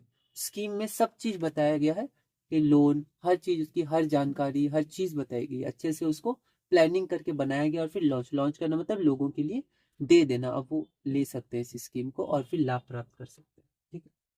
तो the government has launched a new loan scheme for farmers. सरकार ने किसानों के लिए एक नई ऋण योजना शुरू की है। ऋण बोलते हैं लोन को, तो ऋण की योजना, लोन स्कीम शुरू की है। लॉन्च्ड शुरू की है, निकाली है, okay. Now let's look at our next example. आइए हम लोग अपना नेक्स्ट एग्जांपल देखते हैं। तो हमारे पास अगला एग्जांपल क्या है? We are looking for a good savings scheme for our children. We are looking for a good savings scheme for our children, ठीक है। तो वी आर लुकिंग फॉर मतलब हम लोग देख रहे हैं, ठीक है। तो लुक फॉर मतलब कोई चीज ढूंढना या देखना, पता करना। तो क्या हम लोग देख रहे हैं? अ गुड सेविंग्स स्कीम। देखिए सेविंग्स में ऐसा आएगा, क्योंकि सेविंग्स मतलब हमेशा ऐसा आएगा, बचत की बात हो रही है, ठीक है, जिससे हम लोग बचत कर सके। एक ऐसी स्कीम जिसमें हम लोग, हमारे पैसे बच सके, ठीक है। तो हम लोग उस स्कीम या योजना को ढूंढ रहे हैं, एक अच्छी योजना को जिसमें सेविंग हो सके, हमारी सेविंग्स हो सके, बचत हो सके पैसे की। फॉर अवर चिल्ड्रन, अपने चिल्ड्रन के लिए, अपने बच्चों को। तो लुकिंग फॉर, ये सब फ्रेजेस होते हैं, ठीक है। लुक इनटू, लुक फॉर मतलब ढूंढना, लुकिंग फॉर। तो हम ढूंढ रहे हैं, ठीक, क्या ढूंढ रहे हैं? अ गुड सेविंग्स स्कीम, एक अच्छी सेविंग्स की स्कीम, बचत की योजना फॉर अवर चिल्ड्रन, हमारे बच्चों के लिए। तो हम अपने बच्चों के लिए एक अच्छी सेविंग्स स्कीम ढूंढ रहे हैं, okay. We are looking for a good savings scheme for our children. हम अपने बच्चों के लिए एक अच्छी बचत योजना देख रहे हैं, ढूंढ रहे हैं, okay. Now let's look at our next example. आइए हम लोग अपना नेक्स्ट एग्जांपल करते हैं। तो अब हम लोग आगे बढ़ते हैं और आगे देखते हैं हम लोग अपना अगला एग्जांपल। तो हमारे पास अगला एग्जांपल क्या है? तो अगला एग्जांपल हमारे पास है, the government launched a new health scheme. The government launched a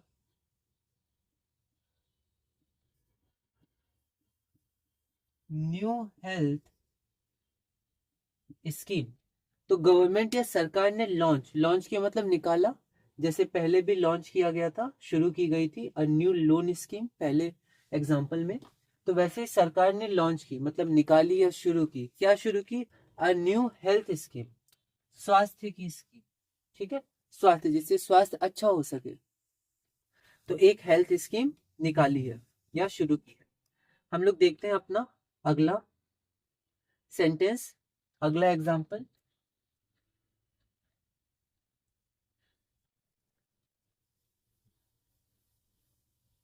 तो अगला एग्जांपल हमारे पास है, this investment scheme offers good returns. This investment scheme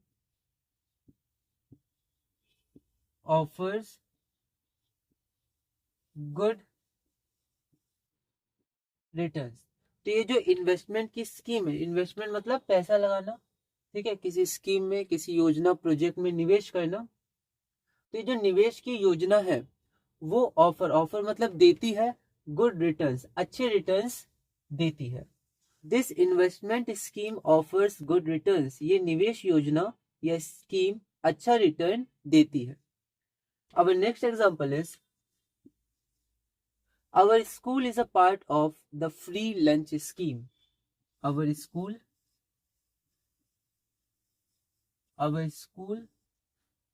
is a part of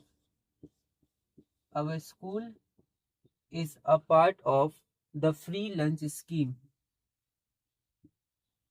The free lunch scheme. तो our school, सॉरी यहाँ school होगा, our school, तो हमारा स्कूल क्या है, पार्ट है फ्री लंच स्कीम। जैसे मान लीजिए सरकार ने फ्री लंच स्कीम निकाली है कि स्कूल्स में मुफ्त में खाना मिलेगा, फ्री में बच्चों को खाना मिलेगा ना स्कूल्स में, कॉलेजेस में। तो हमारा स्कूल भी उस स्कीम का पार्ट है। मतलब बहुत सारे स्कूल्स में स्कीम चल रही है और हमारा स्कूल भी ये जो स्कीम है, लंच स्कीम है, उसका एक पार्ट है। Our school is a part of the free lunch scheme. Okay, now let's look at our next examples. आइए कुछ और एग्जांपल्स हम लोग देखते हैं।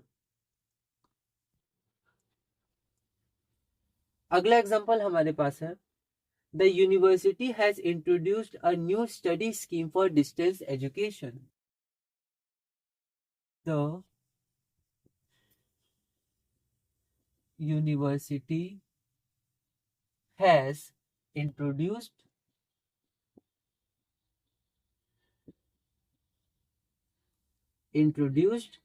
a new study scheme, a new study scheme for distance education. तो university या विश्वविद्यालय, तो विश्वविद्यालय ने डिस्टेंस एजुकेशन मतलब दूर से भी विद्यार्थी पढ़ सकते हैं, लैपटॉप, इंटरनेट, कंप्यूटर की मदद से दूर पर घर पे बैठे बैठे भी या रूम में बैठे बैठे भी पढ़ सकते हैं, जो डिस्टेंस एजुकेशन होता है। तो यूनिवर्सिटी ने डिस्टेंस एजुकेशन के लिए, ठीक है, फॉर इंट्रोड्यूस्ड किया, हैज इंट्रोड्यूस्ड, इंट्रोड्यूस करना मतलब शुरू करना, निकालना, ठीक है, लॉन्च करना। तो क्या शुरू किया, अ न्यू स्टडी स्कीम, एक नई पढ़ाई की स्कीम, अच्छे से प्लानिंग करके ये उसकी मतलब योजना बनाना, एक अच्छे से योजना बनाई है, ये सब्जेक्ट्स हैं, इतने लेक्चर्स हैं, आप ऐसे कर सकते हैं, हर एक चीज उसमें दी गई है। तो यूनिवर्सिटी ने डिस्टेंस एजुकेशन के लिए एक नई शिक्षा की स्कीम या पढ़ाई की स्कीम, पढ़ाई का जो स्कीम है उसको इंट्रोड्यूस किया है, शुरू किया है। The university has introduced a new study scheme for distance education. विश्वविद्यालय ने डिस्टेंस एजुकेशन के लिए एक नई अध्ययन योजना, पढ़ाई की योजना शुरू की है। Now let's look at our next example. हमारा अगला एग्जांपल क्या है, before starting your preparation, before starting your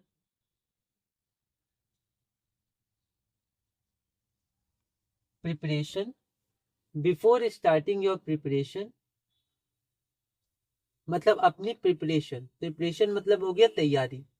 तो अपनी तैयारी शुरू करने से पहले, अपनी या आपकी तैयारी शुरू करने से पहले, you should develop, you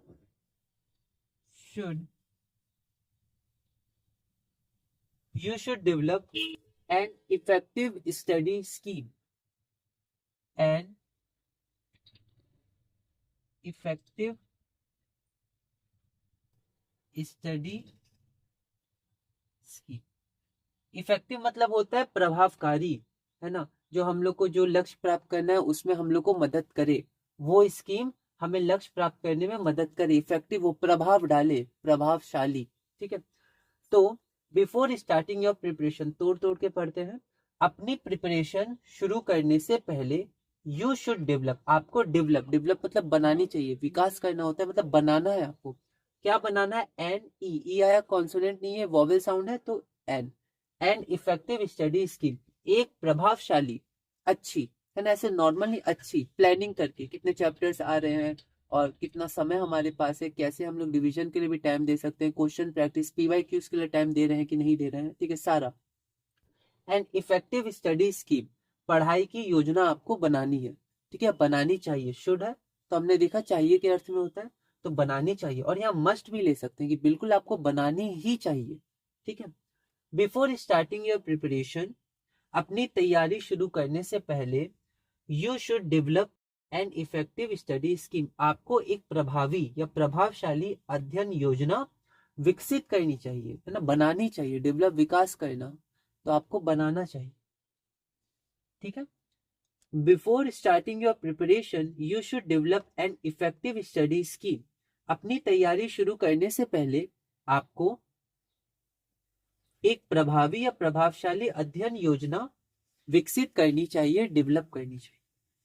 Now let's look at our last example. एक एग्जाम्पल हम लोग और देखते हैं स्कीम से रिलेटेड। तो अगला हमारे पास है, the teacher designed a special study scheme for students preparing for exams. The teacher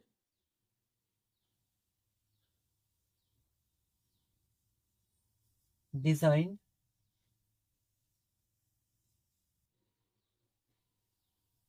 a special study scheme for students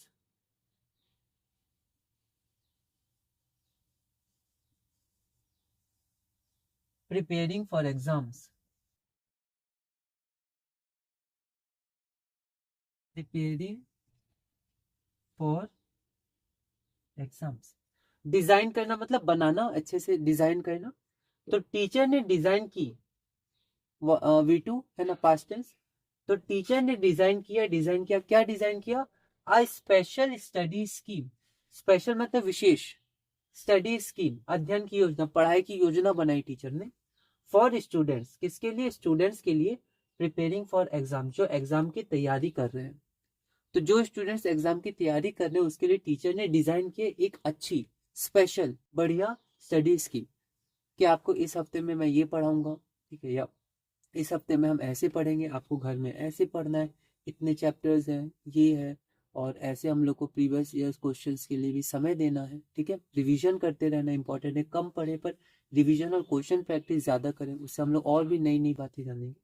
तो इस तरह से बहुत अच्छे से डिजाइन किया टीचर ने एक स्पेशल स्टडी स्कीम, किसके लिए? स्टूडेंट्स के लिए, प्रिपेयरिंग फॉर एग्जाम्स। ठीक है, तो शिक्षक ने परीक्षाओं की तैयारी कर रहे छात्रों के लिए एक विशेष, एक स्पेशल स्टडी स्कीम अध्ययन योजना तैयार की, डिजाइन की।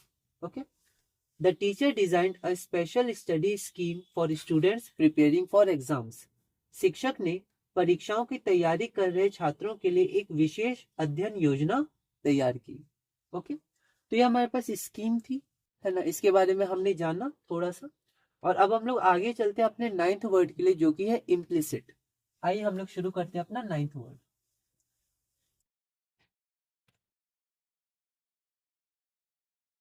हमारा 9 वर्ड है इम्प्लिसिट, तो हमारे पास अगला वर्ड है इम्प्लिसिट।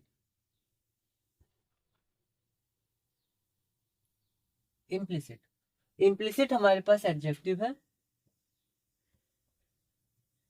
इम्प्लिसिट का अर्थ होता है जो स्पष्ट रूप से ना कहा गया हो, जो स्पष्ट रूप से ना कहा हो, है ना, पर लोगों ने समझा। ठीक है, लोगों ने समझा, तो इम्प्लिसिट क्या होता है कि जो स्पष्ट रूप से ना कहा हो लेकिन संबंधित लोगों ने उन बातों को समझ लिया है। जैसे कई चीजें होती हैं जो हमें समझनी पड़ती हैं इशारों से, ठीक है, जो डायरेक्ट हमें शब्दों से ना कही गई हो, तो उन चीजों को हम लोग बोलते हैं इम्प्लिसिट। ठीक है, तो ये एक अर्थ हमारे पास होता है इम्प्लिसिट का, जो स्पष्ट रूप से ना कहा गया हो पर हमें वो समझना पड़ेगा। ठीक है, समझना है, उसको बोलते हैं इम्प्लिसिट। ठीक है, जो दिख ना रहा हो, कोई संबंध या फिर कुछ बातें है ना, वो दिख ना रही हो लेकिन हमें वो समझना होगा कि सामने वाला इंसान क्या कहना चाह रहा है, तो उसको इम्प्लिसिट बोलते हैं। उसके बाद इसका एक अर्थ और होता है जिसका अर्थ होता है कंप्लीट। तो इसके दो अर्थ होते हैं। एक इम्प्लिसिट मतलब होता है कंप्लीट, मतलब पूरी तरह से, समग्र। तो आइए अब हम लोग कुछ एग्जाम्पल से इसके बारे में समझते हैं। हमारे पास पहला एग्जाम्पल है, I have implicit faith in my best friend. पहला एग्जाम्पल है, तो हम लोग देखते हैं अपना पहला एग्जाम्पल। हमारे पास पहला एग्जाम्पल है, I have implicit faith in my best friend. तो आई हैव मतलब मेरे पास है या मुझ में है, क्या है, इम्प्लिसिट फेथ। तो यहाँ पर इम्प्लिसिट मतलब कंप्लीट है। वैसे ज्यादातर ये अर्थ होता है, लेकिन ये भी अर्थ हमें ध्यान रखना है, कई बार ये भी अर्थ होता है इम्प्लिसिट मतलब पूरी तरह से। तो मुझे या मेरे पास है पूरा विश्वास, फेथ मतलब विश्वास, तो पूरा विश्वास है किसमें, मेरे बेस्ट फ्रेंड में। बेस्ट मतलब परम, सबसे अच्छा, और फ्रेंड मतलब मित्र, तो परम मित्र। तो मुझे मेरे परम मित्र में पूरा विश्वास है। I have implicit faith in my best friend. मुझे अपने परम मित्र पर पूर्ण विश्वास है। आइए हम लोग देखते हैं अब अपना अगला सेंटेंस। थोड़ा ध्यान से समझिएगा इसके सेंटेंसेस। तो हमारे पास अगला सेंटेंस है, his silence was taken as implicit consent to the proposal. His silence was taken as implicit consent, implicit consent to the proposal. Proposal मतलब होता है कुछ प्रपोज करना, कुछ बात कहना। ठीक है, तो यहाँ पर देखिए, हिज साइलेंस मतलब उसका जो साइलेंस था, मौन, साइलेंस मतलब मौन होना, खामोशी, चुप रहना। वॉज टेकन एज लिया गया, क्या लिया गया, इम्प्लिसिट कंसेंट। कंसेंट मतलब होता है एग्रीमेंट, हाँ। ठीक है, कंसेंट करना मतलब हामी भरना, हाँ कहना। लेकिन वो इम्प्लिसिट था, मतलब उसने साफ साफ हाँ नहीं कहा। ठीक है, लेकिन वो चुप रहा, तो उसकी जो चुप्पी थी, उसकी जो खामोशी थी, उसको लिया गया इम्प्लिसिट कंसेंट, मतलब अप्रत्यक्ष हामी। ठीक है, या अप्रत्यक्ष सहमति। अप्रत्यक्ष मतलब जो सामने दिख नहीं रहा है, क्योंकि वो कुछ बोला नहीं, चुपचाप था। तो अप्रत्यक्ष जो दिख नहीं रहा है, या अव्यक्त मतलब जो बोला नहीं गया। तो उसने हाँ या सहमति नहीं दी, बोल के नहीं दी, लेकिन वो चुप रहा, कुछ बोला नहीं। तो कुछ नहीं बोला तो हमने समझा कि उसने हाँ बोला है। तो इम्प्लिसिट कंसेंट अप्रत्यक्ष सहमति के रूप में लिया गया टू द प्रपोजल। प्रपोजल मतलब हमने कुछ कहा। जैसे मान लेते हैं कि बच्चे हैं, ठीक है, वो बहुत देर से पढ़ रहे हैं पर उन्हें अब खेलने का मन है। तो चार पांच बच्चों ने टीचर्स के पास जाके पूछा कि सर या मैम क्या हम लोग खेलने जा सकते हैं। तो टीचर ने कुछ नहीं कहा, वो बस चुप रहे। ठीक है, तो बच्चों ने सोचा टीचर कुछ नहीं कह रहे, मतलब वो हाँ कहना चाह रहे हैं। तो उन्होंने हाँ समझ लिया और वो खेलने चले गए। तो उन्होंने प्रपोज किया, क्या प्रपोज किया, क्या हम खेलने जा सकते हैं ना। प्रपोज करना मतलब कुछ कहना, फिर वो हाँ या ना उसका हम लोग वेट करते हैं। ठीक है, तो प्रपोजल्स होते हैं, हम लोग जब मीटिंग्स वगैरह में कुछ आइडिया देते हैं बॉस को या अपने लीडर्स को, फिर देखते हैं वो क्या कहते हैं। ठीक है, तो कोई अपना आइडिया देना, कोई प्रश्न पूछना, ठीक है, कि ऐसा कर सकते हैं, नहीं कर सकते, ऐसा करे तो कैसा रहेगा। ठीक है, तो जो हमारा प्रपोजल या प्रस्ताव था, जो प्रस्ताव था, ठीक है, उसको टीचर ने, बच्चों ने जो प्रस्ताव दिया कि हम खेलने जा सकते हैं, टीचर ने कुछ नहीं कहा। तो बच्चों ने सोचा कि हाँ। तो कई बार ऐसा होता है कि हम लोग पूछते हैं, कोई कुछ नहीं बोलता है तो हम हाँ मान के आगे बढ़ जाते हैं। ठीक है, तो वही है कि हिज साइलेंस, हिज मतलब मेल, है ना, कोई मेल है वहां पर, तो वो चुप था। ठीक है, तो उसकी जो यहाँ पर जो उसकी साइलेंस थी, खामोशी थी, उसको वॉज टेकन एज लिया गया। टेक मतलब लेना, तो उसकी खामोशी को कैसे लिया गया, इम्प्लिसिट कंसेंट, अव्यक्त सहमति या अप्रत्यक्ष सहमति, मतलब सहमति ली गई लेकिन जो प्रत्यक्ष नहीं थी, दिख नहीं रही थी, उसने बोला नहीं, तो इम्प्लिसिट कंसेंट लिया गया हमारे प्रस्ताव या फिर प्रस्ताव पर। ठीक है, तो his silence was taken as implicit consent to the proposal, उसकी खामोशी को प्रस्ताव के लिए, टू द प्रपोजल, प्रस्ताव के लिए सहमति मान लिया गया। तो सहमति मान लिया गया है ना, तो ये जो सहमति, इम्प्लिसिट कंसेंट, अप्रत्यक्ष सहमति, उसको मान लिया गया कि वो सहमत है, मतलब वो हाँ बोल रहा है। तो his silence was taken as implicit consent to the proposal, उसकी खामोशी को प्रस्ताव के लिए सहमति मान लिया गया। तो ये सब जो चीजें हमें इनको पहले हम पढ़ना है, फिर कनेक्ट करना है, फिर अलग अलग तरह से हिंदी हम बना सकते हैं, पर अर्थ वही होना चाहिए। इम्प्लिसिट कंसेंट मतलब उसने कहा नहीं, मान लिया गया कि वो हाँ कह रहा है।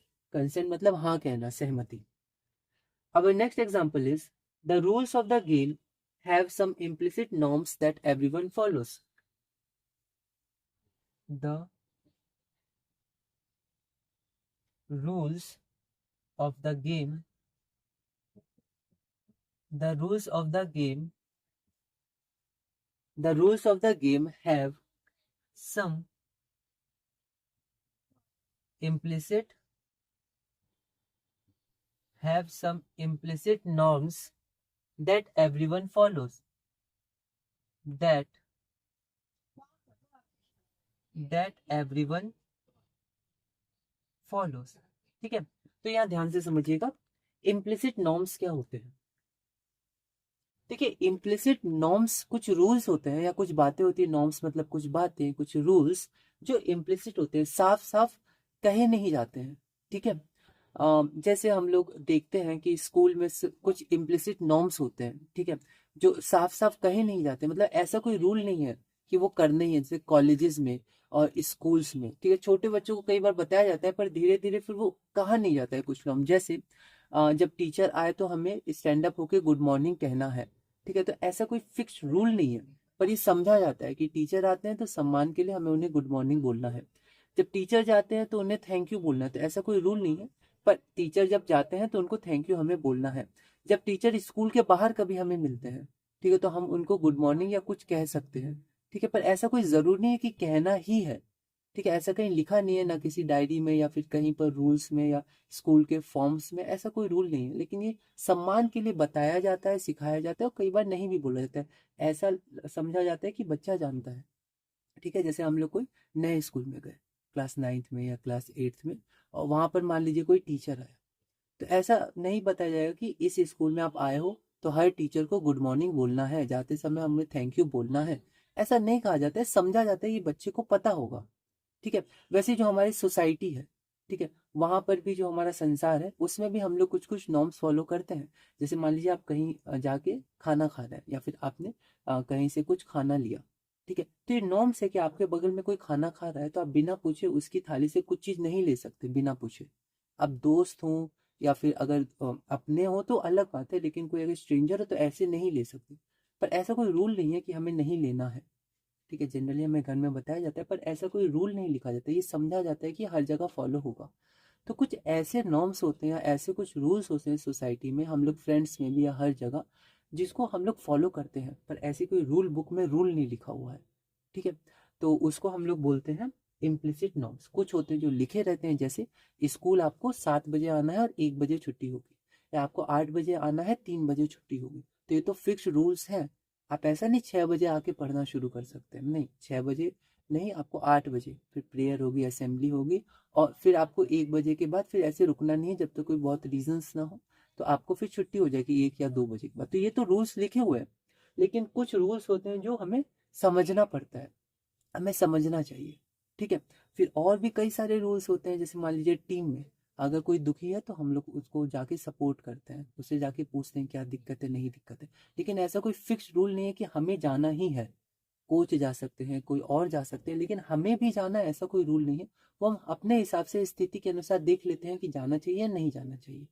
ठीक है, तो ऐसे कुछ रूल्स होते हैं जो हमें समझना चाहिए, है ना। एक टीम में होने के नाते, एक इंसान होने के नाते, एक ग्रुप में स्टूडेंट होने के नाते, कुछ चीजें हैं जो हम लोग समझते हैं कि इस समय हमें रेस्पेक्ट करना चाहिए, इस समय आगे बढ़ना चाहिए, इस समय पीछे हट जाना चाहिए, है ना, अभी सही समय नहीं है। तो वो सारे रूल्स या नॉर्म्स को हम लोग बोलते हैं implicit norms.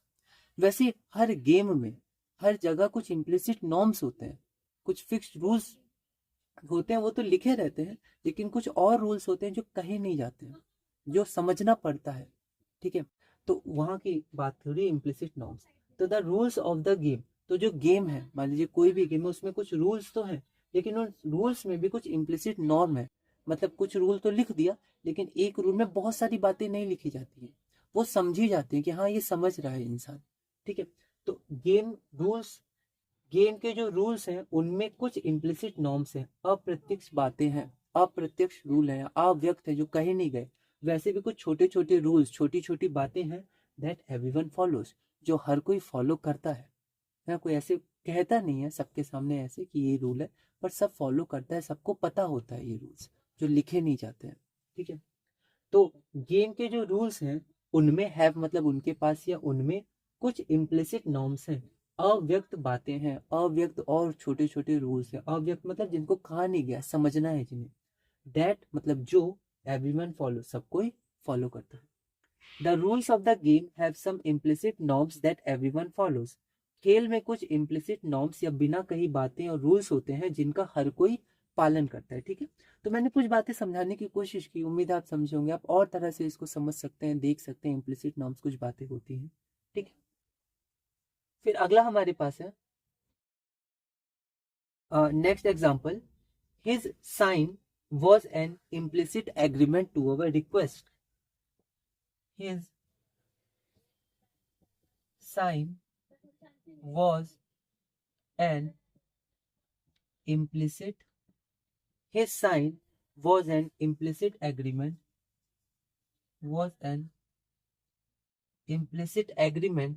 to our request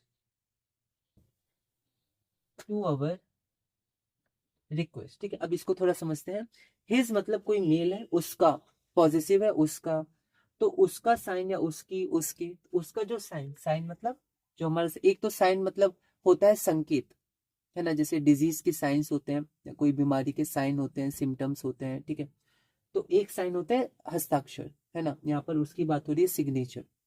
तो उसके सिग्नेचर थे, क्या थे, एन इम्प्लिसिट एग्रीमेंट, एग्रीमेंट मतलब हाँ सहमति, जो हमारा कंसेंट था, एग्रीमेंट सहमति थे, टू अवर रिक्वेस्ट, अवर मतलब हमारा रिक्वेस्ट, तो जो हमने रिक्वेस्ट किया उसके लिए उनके साइन या उसके साइन क्या थे, इम्प्लिसिट एग्रीमेंट मतलब हाँ थे। जैसे मान लीजिए कुछ स्टूडेंट्स है, वो किसी टीचर के पास गए, उन्होंने बोला कि सर आप हमारी प्रेजेंटेशन में आइएगा, या मैम आप हमारी प्रेजेंटेशन में आइएगा, हमने मान लीजिए मैथ्स में ये टॉपिक है, इस टॉपिक पे हमने एक अच्छी प्रेजेंटेशन तैयार किया है। ठीक है, अब मान लीजिए वो टीचर आपको मैथ्स नहीं पढ़ाते हैं, मान लीजिए साइंस पढ़ाते हैं, इंग्लिश पढ़ाते हैं, लेकिन फिर भी वो आप चाहते हो कि वो आए और देखें हमारी मेहनत, बोलने का तरीका देखें, अगर इंग्लिश टीचर है हम लोग कैसे प्रेजेंट कर रहे हैं, बॉडी लैंग्वेज देखें। ठीक है, और वो हमें बताएं, तो आप चाहते हैं, तो आप गए और आपने बोला कि मैम आप प्लीज़ आइएगा, हमारी प्रेजेंटेशन है। ठीक है, तो मैम ने कुछ नहीं कहा, या आप सर के पास गए, सर से बोले सर आप प्लीज़ आइएगा हमारी प्रेजेंटेशन है, सर ने कुछ नहीं कहा, बस एक छोटा सा साइन करके दे दिया और बस चुप रहे और फिर अपना काम करने लगे। तो इसका मतलब क्या हुआ, इसका मतलब था वो हाँ बोल रहे हैं, उन्होंने ऐसे बोला नहीं कि हाँ मैं आऊँगा, हाँ कितने बजे मुझे बताओ, कुछ नहीं, बस उन्होंने एक छोटा सा साइन किया और दे दिया। मतलब उनका जो साइन था वो एक इम्प्लिसिट एग्रीमेंट था, मतलब अप्रत्यक्ष रूप से सहमति थी कि हाँ हमारी रिक्वेस्ट को उन्होंने एक्सेप्ट किया है, मान लिया है कि हाँ वो आएंगे। ठीक है, तो वो इशारा होता है जो समझना पड़ता है, जो हम लोग डायरेक्ट कहते नहीं है, जोर से बोल के नहीं कहते एक एक बात, कुछ बातें हमें समझनी पड़ती, चाहे हमारा जीवन हो, पढ़ाई हो, पढ़ाई में भी हमने देखा था कुछ कहने की बातें, कुछ समझने की बातें। ठीक है, तो ये सब जो बातें हैं वो हमें जानना पड़ेगा, है ना, धीरे धीरे हम लोग समझते जाएंगे। तो वही है कि उनका जो साइन था वो इम्प्लिसिट एग्रीमेंट था। ठीक है, इम्प्लिसिट है, स्पेलिंग गलत है, आई है, सॉरी यहाँ आई होगा।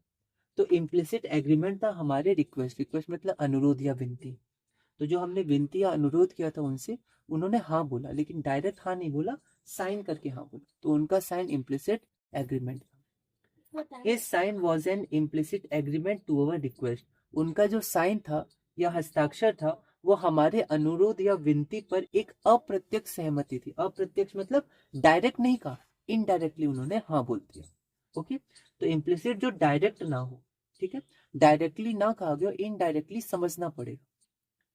चलिए हम लोग आगे चलते हैं अपने नेक्स्ट एग्जाम्पल की तरफ। तो इसके एग्जाम्पल्स थोड़े आप ध्यान दीजिएगा इम्प्लिसिट के। तो आइए हम लोग आगे चलते हैं अपने नेक्स्ट एग्जाम्पल की तरफ। His smile was an implicit sign that he agreed. His smile was an his smile was an implicit sign. देखिए यहाँ भी साइन है, पर इस साइन का मतलब है संकेत। यहाँ पर हस्ताक्षर वाला साइन नहीं है, सिग्नेचर वाला नहीं। तो his smile was an implicit sign that he agreed. Agreed मतलब उन्होंने हाँ कहा या उसने हाँ कहा।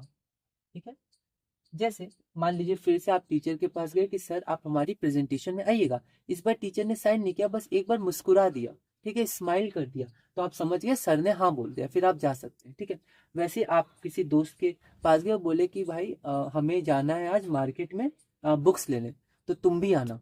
तो उस दोस्त ने हाँ नहीं बोला, डायरेक्ट तो हाँ नहीं बोला, पर वो मुस्कुरा के चला गया या फिर मुस्कुराया और बातें होने लगी। तो मुस्कुराना से समझ में आ रहा है कि ये हाँ बोल रहा है, शाम को ये हमारे संग किताबें लेने चलेगा। तो हिज स्माइल, उसकी जो स्माइल या मुस्कुराहट है, ठीक है, तो ये थी इम्प्लिसिट साइन, मतलब संकेत, या साइन मतलब संकेत। तो ये मुस्कुराहट संकेत थी।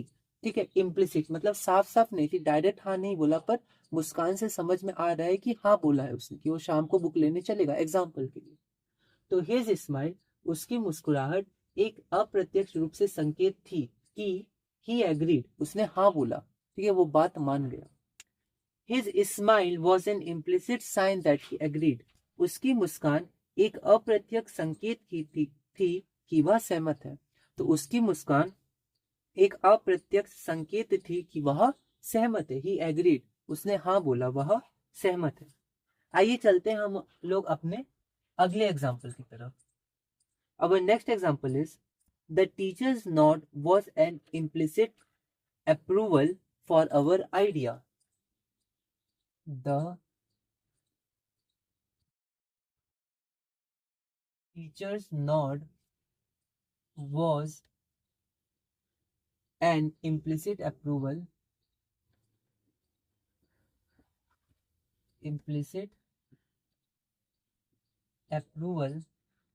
for our idea.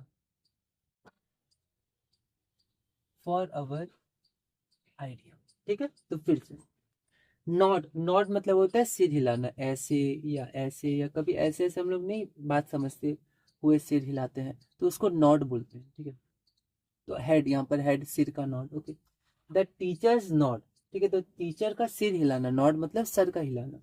तो अब टीचर्स, तो ये क्या है, नाउन इन पॉजिटिव केस। ठीक है, हमने ये देखा था। तो जो शिक्षक है उनका सर हिलाना was an implicit approval. Approval मतलब भी होता है सहमति, कॉन्सेंट, अप्रूवल, एग्रीमेंट, इन सब का मतलब होता है सहमति, मतलब हामी भरना, हाँ कहना। फॉर अवर आइडिया, हमारे आइडिया के लिए, जैसे रिक्वेस्ट हो सकता है, यहाँ पर रिक्वेस्ट था पहले, ठीक है, और आगे प्रपोजल था, वैसे आइडिया। तो फिर से जैसे मान लीजिए हम एक सर के पास गए, हम लोग ने आइडिया दिया, मान लीजिए कोई मैथ्स का टॉपिक है, एलजेब्रा का ले लेते हैं। तो मान लीजिए हमें रिप्रेजेंटेशन देना है। तो एलजेब्रा में जैसे हमारे मेन टॉपिक्स होते हैं, जैसे operation on algebras, addition, subtraction, multiplication, division, तो बेसिक्स में आते हैं। या फिर एल्जेब्रिक एक्सप्रेशंस और इक्वेशंस होते हैं, ये और भी इंपॉर्टेंट होते हैं, जो हम लोग बेसिक्स के बाद आगे पढ़ते हैं, इन्हीं में हम लोग थोड़ा थोड़ा पढ़ते जाते हैं। तो मान लीजिए आपने बोला कि सर हम लोग बेसिक्स से अच्छा है कि हम लोग प्रेजेंटेशन एल्जेब्रिक इक्वेशंस पे दें, जो क्लास 6, 7, 8 है ना, मेनली इंट्रोड्यूस होती हैं इनमें। तो सर ने क्या किया, हाँ तो नहीं बोला, क्योंकि हम लोग टॉपिक चेंज कर रहे हैं। पहले हमने सोचा था कुछ बेसिक टर्म्स और बेसिक ऑपरेशंस पे देंगे, इनटू डिवाइड वाले एक्सप्रेशंस वगैरह पे, पर अब हमने सोचा कि नहीं, हम लोग एल्जेब्रिक इक्वेशंस पे एक अच्छी प्रेजेंटेशन देने की कोशिश करेंगे, 6 to 8 लेवल की बेसिक बात है इक्वेशंस की। तो आपने सर को बोला सर हम लोग प्लानिंग चेंज कर रहे हैं, हम लोग एल्जेब्रिक इक्वेशंस पे इस बार प्रेजेंटेशन देना चाह रहे हैं। तो फिर अब सर की बारी है, सर क्या कह रहे हैं। तो टीचर ने, तो सर ने क्या किया, बस नॉड कर दिया, मान लीजिए ऐसे कर दिया, नॉड कर दिया और कुछ बोला नहीं। ठीक है, तो उस नॉड से हमने समझ लिया कि सर हाँ बोल रहे हैं, जबकि उन्होंने बोला नहीं, अव्यक्त है, व्यक्त मतलब उन्होंने बोल के व्यक्त नहीं किया, मतलब नहीं, तो फिर भी इम्प्लिसिट था, मतलब हमें इशारा था, उनके सर हिलाने से ऐसे हमें इशारा मिल गया इम्प्लिसिट कि वो हाँ बोल रहे हैं। अप्रूवल मतलब हामी भरना, सहमत होना। ठीक है, फॉर अवर आइडिया, हमारे आइडिया के लिए। ठीक है, या फिर जैसे मान लीजिए फ्री पीरियड है, तो फ्री पीरियड में आपको गेम्स जाना है, लाइब्रेरी जाना है। ठीक है, तो आपने सोचा कि हम लोग तो लाइब्रेरी गए थे, हम लोग इस बार गेम्स जाएंगे, फ्री पीरियड है गेम्स जाते हैं। तो आपने सर से पूछा सर इस बार हम लोग गेम्स जाना चाहते हैं। तो सर ने हाँ तो नहीं बोला, बस ऐसे ऐसे करके अपना काम करने लगे। ठीक है, तो आप समझ गए कि सर ने हाँ बोला, क्योंकि ऐसे करना मतलब हाँ बोलना, पर उन्होंने बोल के नहीं बताया है। तो इशारों से जो हम लोग बातों को पकड़ पाते हैं वो इम्प्लिसिट होता है। ठीक है, तो द टीचर्स नॉट, टीचर का सर हिलाना क्या था, क्या था, एन इम्प्लिसिट अप्रूवल, एक इम्प्लिसिट अप्रत्यक्ष सहमति थी, किसके लिए, फॉर आवर आइडिया, हमारे आइडिया के, मतलब जो हमने आइडिया दिया। ठीक है, तो the teacher's nod was an implicit approval for our idea, शिक्षक का सिर हिलाना हमारे विचार, हमारे आइडिया की अव्यक्त स्वीकृति थी। स्वीकृति मतलब सहमति, हामी भरना। अव्यक्त मतलब जो बोल के नहीं कहा गया, डायरेक्ट नहीं कहा गया, समझना पड़ता है। तो ये बहुत इंपॉर्टेंट है, चाहे जीवन में या पढ़ाई में, कि हम लोग समझ पाए चीजों को। ठीक है, तो ये रहा हमारे पास एग्जाम्पल्स। आइए अब हम लोग देखते हैं अपना अगला एग्जाम्पल। तो अब हम लोग देखते हैं अपना अगला एग्जाम्पल। हमारा अगला एग्जाम्पल है, silence can often be an implicit form of consent. Silence can often be N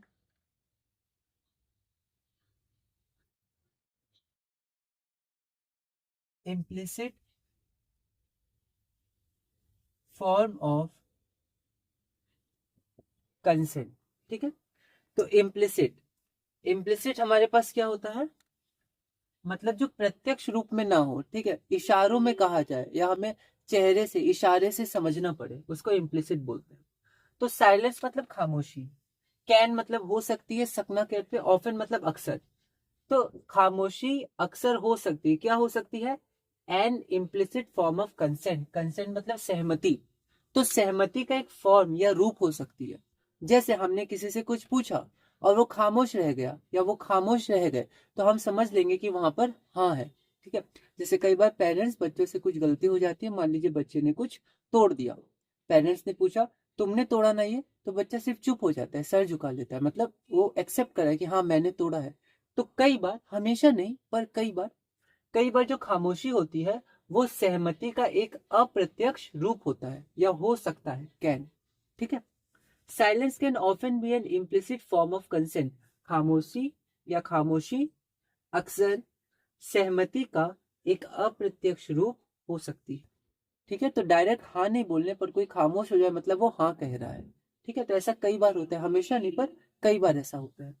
silence can often be an implicit form of consent. Okay, अगला हमारे पास है, there is an implicit expectation that children respect elders. तो जैसे हमने कुछ implicit norms बोले थे, पहले जीवन में भी होते हैं, हम देखते हैं कि कुछ ऐसे रूल्स जो लिखे नहीं है पर हम सबको फॉलो करने चाहिए, वो रूल्स है ना। एक सभ्य होने के नाते, एक मतलब हम कह सकते हैं जेंटल होने के नाते हमें वो रूल्स फॉलो करने चाहिए। जैसे यहाँ पर है कि बच्चों को ऐसा, कोई ऐसा रूल नहीं है, समझाया तो जाता है पर उनके लिए ऐसा कोई रूल नहीं है कि हम, हमारे जो बड़े हैं, आप जब अपने बड़ों से मिलो, उनसे बातें करो, तो आपका अंदर रिस्पेक्ट होनी चाहिए। चाहे वो आपकी बातों के माध्यम से हो, शरीर के माध्यम से हो, जेस्चर, चेहरे के माध्यम से हो, एक रिस्पेक्ट होनी चाहिए बच्चों में। ठीक है, तो ये ऐसा कोई रूल नहीं है, समझाया जाता है, बताया जाता है, पर ऐसा कोई रूल नहीं है ये। ठीक है, ये समझा जाता है, उम्मीद की जाती है कि बच्चे अपने बड़ों की रिस्पेक्ट करेंगे, अपने बड़ों का आदर करेंगे। ठीक है, तो वही हमारे पास है, there is an, there is an implicit expectation, there is an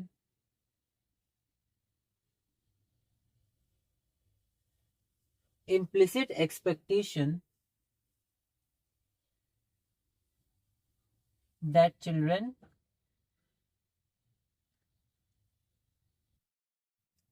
respect elders।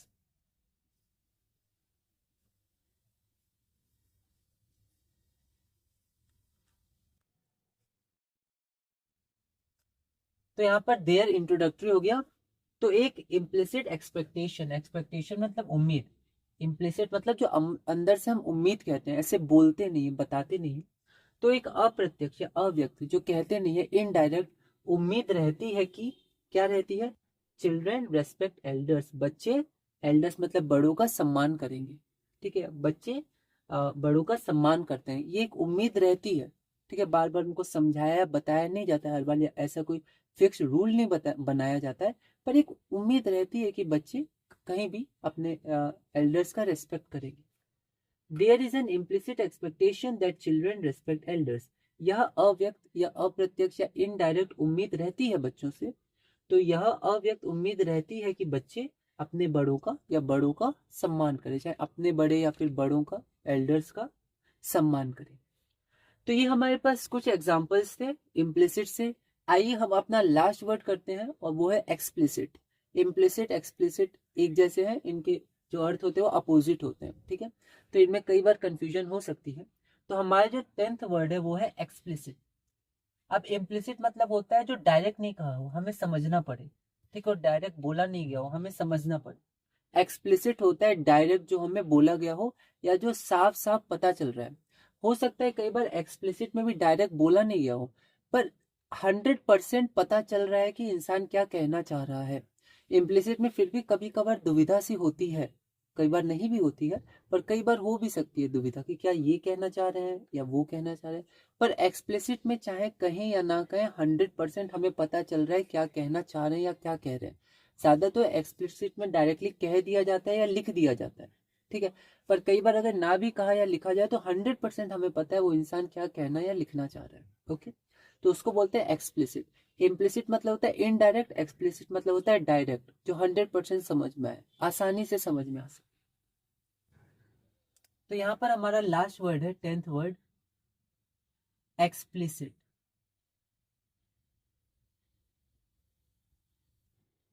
Explicit हमारे पास होता है एडजेक्टिव। एक्सप्लिसिट मतलब होता है साफ साफ कहा गया, साफ साफ लिखा गया। ठीक है,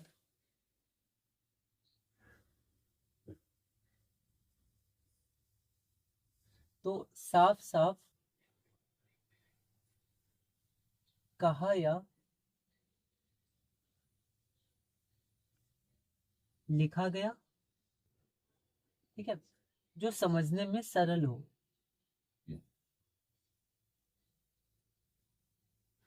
तो समझने में सरल हो, आसानी से हम समझ सके क्या कहा जा रहा है, क्या लिखा जा रहा है।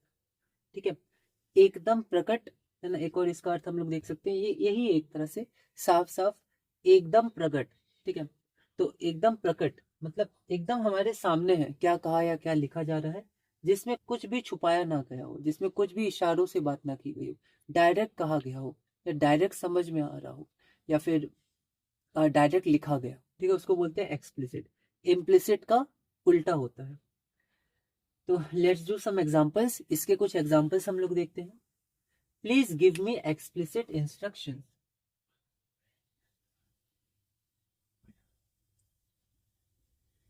Please give me explicit instruction. तो मान लीजिए आपके बॉस ने या फिर आपके लीडर ने या स्कूल में आपके टीचर ने क्या किया, आपको कोई प्रोजेक्ट दिया।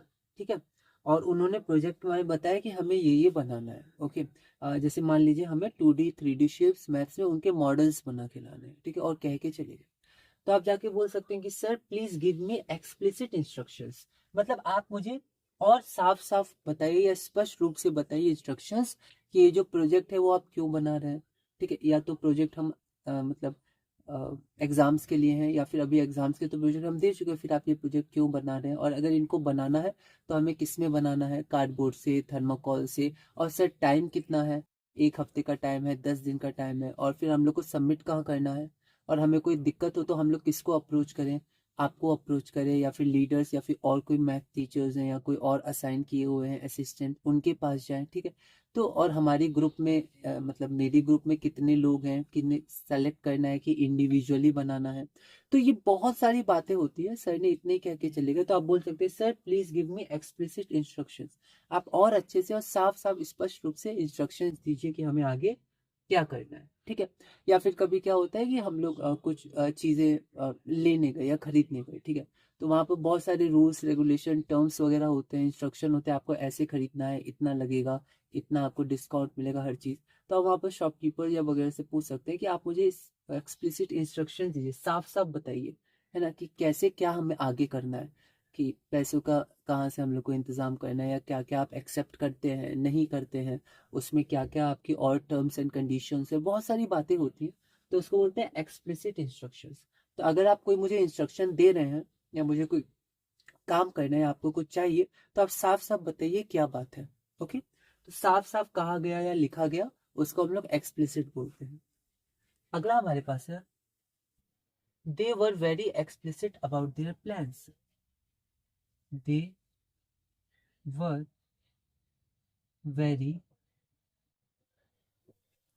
explicit about their plans, their plans, ठीक है। तो वर, यहाँ वर आ गया मतलब पहले की बात हो रही है, ठीक है। तो वे लोग, कुछ लोग होंगे, तो वे लोग बहुत एक्सप्लिसिट थे। एक्सप्लिसिट मतलब एकदम साफ और क्लियर थे अपने प्लान्स के बारे में। जैसे मान लीजिए उन्होंने बोर्ड का या किसी का एग्जाम्स रूटीन बनाया, ठीक है, और बाद में उन सबके बहुत अच्छे मार्क्स आए, ठीक है, 85 90 95% तक आए, ठीक है, उनके ग्रुप में बहुत अच्छे मार्क्स आए। तो हम कह सकते हैं वो लोग अपने प्लान के बारे में बहुत एक्सप्लिसिट थे।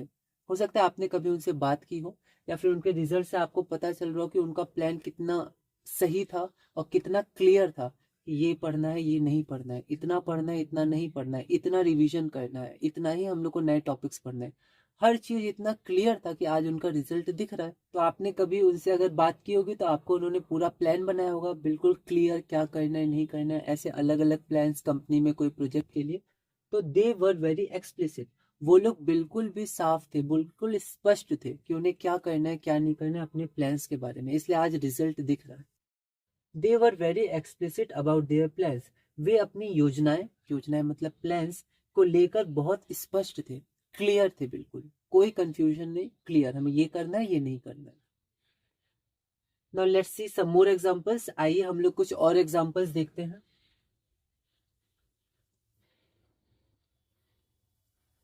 अगला एग्जांपल हमारे पास है, he gave an explicit reason for leaving.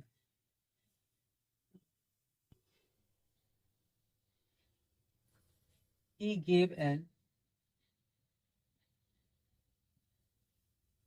Explicit reason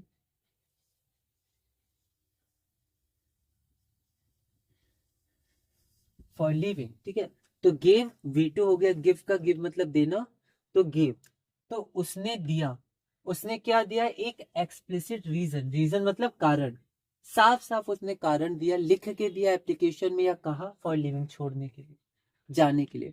तो जैसे इसमें अलग अलग केस हो सकते हैं, जैसे स्कूल में आज आपको कहीं जाना है, तो आप प्रिंसिपल या अपने हेड के पास गए, हेड टीचर के पास, और आपने साफ साफ उनको एक रीजन दिया, ठीक है, बिल्कुल साफ साफ क्लियर रीजन था कि आप क्यों अभी जा रहे हैं, या आप कोई जॉब छोड़ रहे हैं, ठीक है। तो जॉब छोड़ने के लिए जब आप अपने मैनेजर या फिर हेड से बात करने गए, तो आपने साफ साफ उनको सब चीज बता दिया, एक्सप्लिसिट साफ साफ कारण दे दिया कि आप क्यों जॉब छोड़ रहे हैं, ठीक है। तो ये हो गया, he gave an explicit reason for leaving, उसने साफ साफ कारण दिया अपने छोड़ने के लिए, या वो जो छोड़ रहा है अपना जॉब, या फिर कुछ दिन के लिए छुट्टी या ऑफिस या कोई भी चीज हो सकती है, तो वो छोड़ने के लिए, वहां से जाने के लिए उसने साफ साफ इंस्ट्रक्शंस दिए। He gave an explicit reason for leaving, उसने जाने का साफ साफ कारण बताया, ऐसे ही बोल सकते हैं कि उसने जाने का या जाने के लिए साफ साफ कारण बताया या दिया। ओके, तो अलग अलग तरह से हम लोग बोल सकते हैं, बताया का टेल या टोल्ड होता है, पर यहाँ पे लोग बताया यूज कर सकते हैं, दिया या बताया, है ना, लिख कर या बोल कर। ओके, तो समझने के लिए हम लोग अलग अलग अर्थ यूज कर सकते हैं, हमने ये देखा था। आइए हम लोग कुछ और एग्जाम्पल्स अपने देखते हैं। हमारे पास अगला एग्जाम्पल है, the contract has explicit terms. तो इसको हम लोग देखते हैं, the contract has explicit terms. The contract has explicit terms. तो जैसे आपने कोई कॉन्ट्रैक्ट साइन किया, ठीक है, जॉब के लिए या कोई और जगह आपने स्कूल में कोई कॉन्ट्रैक्ट साइन किया, कोई एग्रीमेंट साइन किया, पेपर साइन किए, तो उसमें कई सारी कंडीशंस लिखी रहती हैं, ठीक है। तो उस कॉन्ट्रैक्ट में जो कंडीशंस थी कि ये कॉन्ट्रैक्ट ये है, ये नहीं है, ये इसमें है, ये चीजें नहीं है, ये चीजें मिलेंगी, ये चीजें नहीं मिलेंगी, ठीक है। तो हर चीज बहुत ही साफ साफ लिखी हुई थी। टर्म्स मतलब कंडीशंस या शर्तें। तो उस कॉन्ट्रैक्ट की क्या क्या शर्तें थी वो साफ साफ उस कॉन्ट्रैक्ट में थी, उसके अंदर, उसके पास, कॉन्ट्रैक्ट के पास, कॉन्ट्रैक्ट में साफ साफ शर्तें थी, है ना, एकदम एक्सप्लिसिटली, बिल्कुल अच्छे से, साफ तरीके से, स्पष्ट तरीके से हर चीज लिखा गया था कॉन्ट्रैक्ट में। तो आप पहले इसको पढ़ सकते हैं फिर साइन कर सकते हैं, ठीक है। आपको पहले पढ़ना चाहिए फिर आपको साइन करना चाहिए। The contract has explicit terms, contract में स्पष्ट शर्तें हैं। कॉन्ट्रैक्ट को अनुबंध भी कहते हैं, तो अनुबंध या कॉन्ट्रैक्ट में स्पष्ट शर्तें हैं। Now let's see our next example. अगला एग्जाम्पल है we need an explicit answer, yes or no. We need an explicit answer. We need an explicit answer, yes or no. Yes or no. ठीक है। तो we need मतलब हमें चाहिए, हमें चाहिए, क्या चाहिए हमें? एन एक्सप्लिसिट आंसर, साफ साफ जवाब चाहिए, यस या नो। जैसे मान लीजिए कि आपको कोई प्रोजेक्ट बनाना है, ठीक है, तो वहां पर आपके पास दो ग्रुप्स हैं। अब आप समझ नहीं पा रहे इस ग्रुप में जाओ या इस ग्रुप में जाओ। मान लीजिए मैथ्स का कोई प्रोजेक्ट एक ग्रुप बना रहा है, एक ग्रुप साइंस का प्रोजेक्ट बना रहा है, आपको दोनों में इंटरेस्ट है, ठीक है। अब आप बता नहीं पा रहे हैं, ठीक है। तो मान लीजिए मैथ के ग्रुप्स के जो मेंबर्स हैं, मैथ के ग्रुप के, उनके लीडर आके आपसे बोले कि बहुत समय हो गया तुमने बताया नहीं, अब तुम एक क्लियर आंसर दो, तुम हमारे ग्रुप ज्वाइन करोगे या नहीं करोगे। क्योंकि पहले जब वो आएंगे आपने बोलोगे हाँ मैं देखता हूँ, अच्छा है, हो सकता है मैं ज्वाइन करूंगा, है ना, बहुत अच्छा आप लोग ने मतलब थीम सोचा है, या फिर आ, हम लोग कह सकते हैं कि विषय सोचा है किस पे आपको बनाना है। पर क्योंकि आपका मन साइंस में भी था कि वहां पर भी जो टॉपिक है बहुत अच्छा है, तो आप उनको खुल के हाँ नहीं बोल पा रहे थे, तो वो भी इंतजार किए कि हो सकता है शायद हमारे ग्रुप में ज्वाइन करे। लेकिन उन्होंने अब आके डायरेक्ट पूछा, we need an explicit answer, साफ साफ जवाब बताओ, यस या नो। हो सकता है, होगा, नहीं होगा, अब कुछ नहीं, अब समय नहीं है, हमें शुरू करना है, तो साफ साफ बताओ हाँ या ना। उस हिसाब से हम नाम लिख के आगे प्रोसीड करेंगे। तो we need an explicit answer, हमें एक स्पष्ट जवाब चाहिए, हाँ या ना। चाहिए, जरूरत है, आवश्यकता है, okay. We need an explicit answer, yes और नो। तो हमें एक स्पष्ट जवाब चाहिए, हाँ या ना, ठीक है। तो वी का हो गया हमें, हमें एक स्पष्ट जवाब चाहिए, हाँ या ना। Okay, now let's see our next example. आइए हम लोग अपना अगला एग्जांपल देखते हैं। अगला एग्जांपल हमारे पास है, please make your requirements explicit. Please make your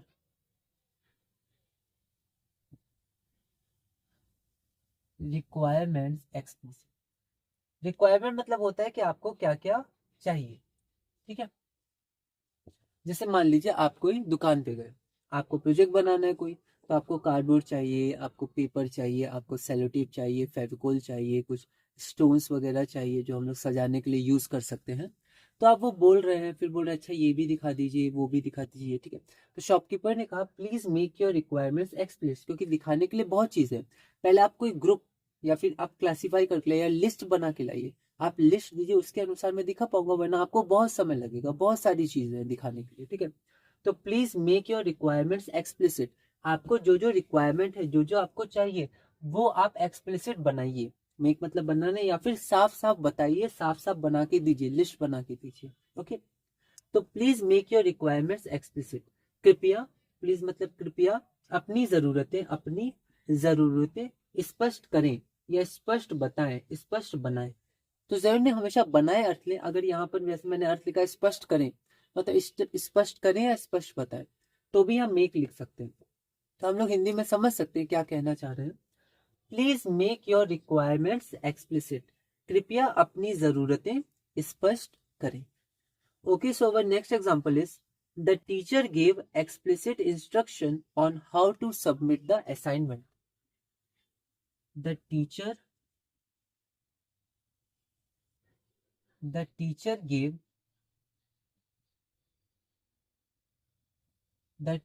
gave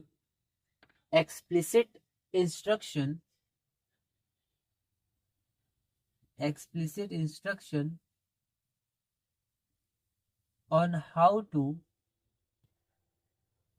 to submit the assignment.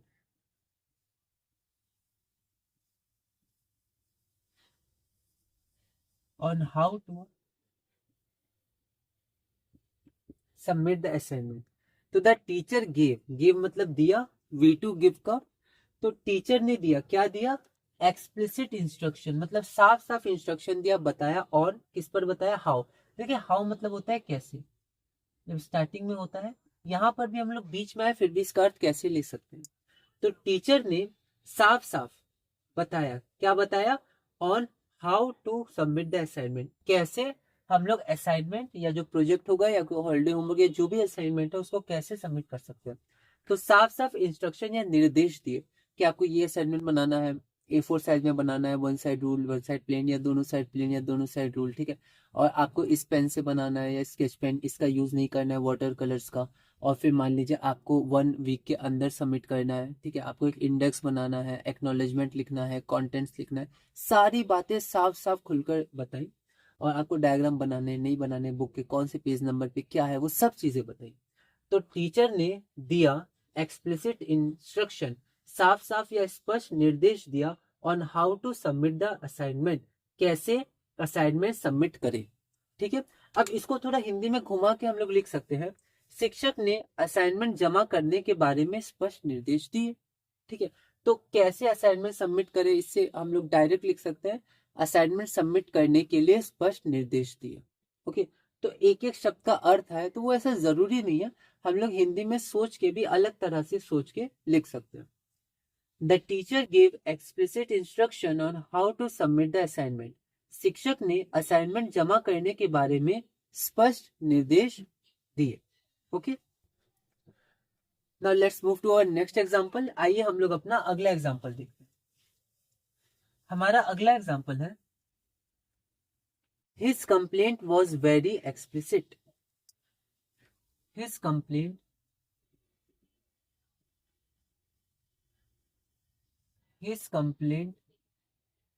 was very explicit.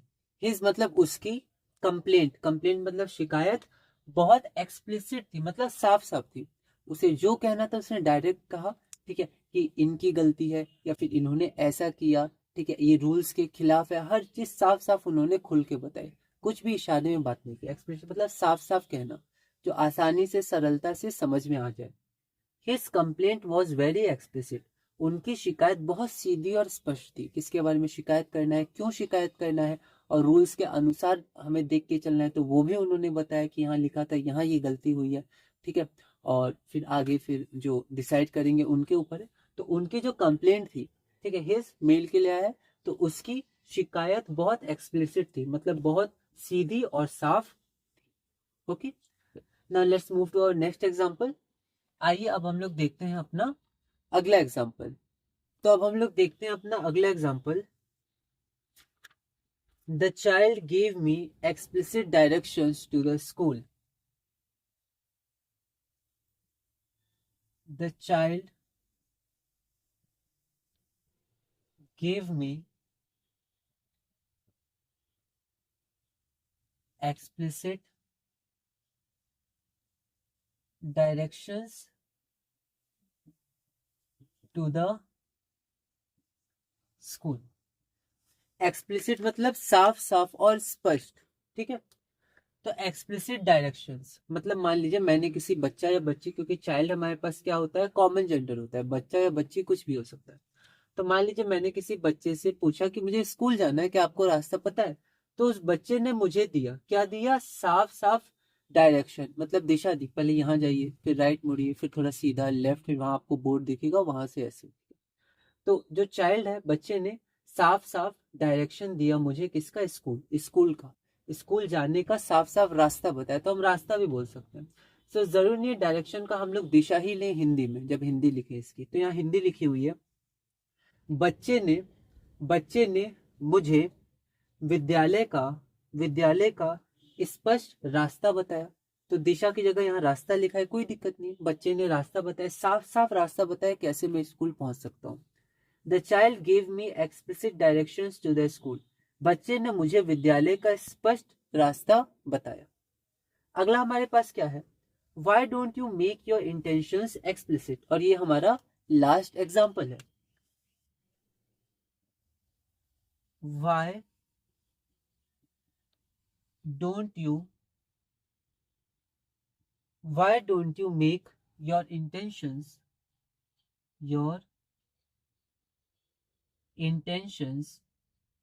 explicit? इसका मतलब क्या हो? इंटेंशन मतलब होता है इरादा, किसी का इरादा क्या है उसको बोलते हैं इंटेंशन। ओके, तो वाई डोंट यू मेक, तुम, ठीक है, अपना, योर इंटेंशन, अपना इरादा साफ साफ क्यों नहीं, डोंट मतलब क्यों नहीं, वाई मतलब क्यों, और डोंट नहीं के लिए आता है, ठीक है, डू नॉट, तो तुम अपना इरादा साफ साफ क्यों नहीं बताते? तो एक्सप्लिसिट, इंटेंशन मतलब इरादा साफ साफ बताओ। जैसे मान लीजिए टीचर के पास कोई स्टूडेंट आया, ठीक है, और स्टूडेंट कुछ कहना चाह रहा है, ठीक है, पर वो अच्छे से कह नहीं पा रहा है, उसके अंदर कुछ बात है पर वो बता नहीं पा रहा है, तो हम कह सकते हैं why don't you make your intentions clear, तुम साफ साफ बताओ तुम यहाँ मेरे पास क्यों आए हो, क्या चाहिए या क्या बात है, ठीक है। तो why don't you make your intentions explicit, तो ऐसे बहुत सारे केसेस हो सकते हैं कि तुम अपने इरादे साफ साफ क्यों नहीं करते या साफ साफ क्यों नहीं बताते। तो why don't you make your intentions explicit, तुम अपने इरादे, योर इंटेंशंस अपने इरादे साफ साफ क्यों नहीं मेक मतलब बताते, बनाते या कहते हो, ठीक है। तो why don't you make your intentions explicit, तुम अपने इरादे साफ क्यों नहीं करते या साफ साफ क्यों नहीं बताते। तो इसी के साथ हमारी ये वीडियो पूरी होती है। अब हमारा पूरा 9.2 कंप्लीट हो गया है। दो पार्ट में हमने किया था 9.1 मतलब 9.2.1 और 9.2.2। 9.2 वोकैबुलरी कनेक्शन पार्ट 1 और पार्ट 2। तो ये 10 हमारे पास वर्ड्स थे। तो ऐसे ही हम लोग हर बार और भी क्वेश्चंस मतलब और भी वर्ड्स और उसके बहुत सारे एग्जाम्पल्स करेंगे। आप इनको रीड करिएगा और थोड़े से हार्ड थे हल्के से, पर फिर भी हमने कोशिश की समझने की, आप और इनको देखिएगा। और इस वीडियो में इतना ही रखते हैं। अब मैं यहाँ पर एक पीडीएफ शेयर कर सकता हूँ, आप उसको देखिएगा और इसी तरह हम लोग आगे बढ़ेंगे।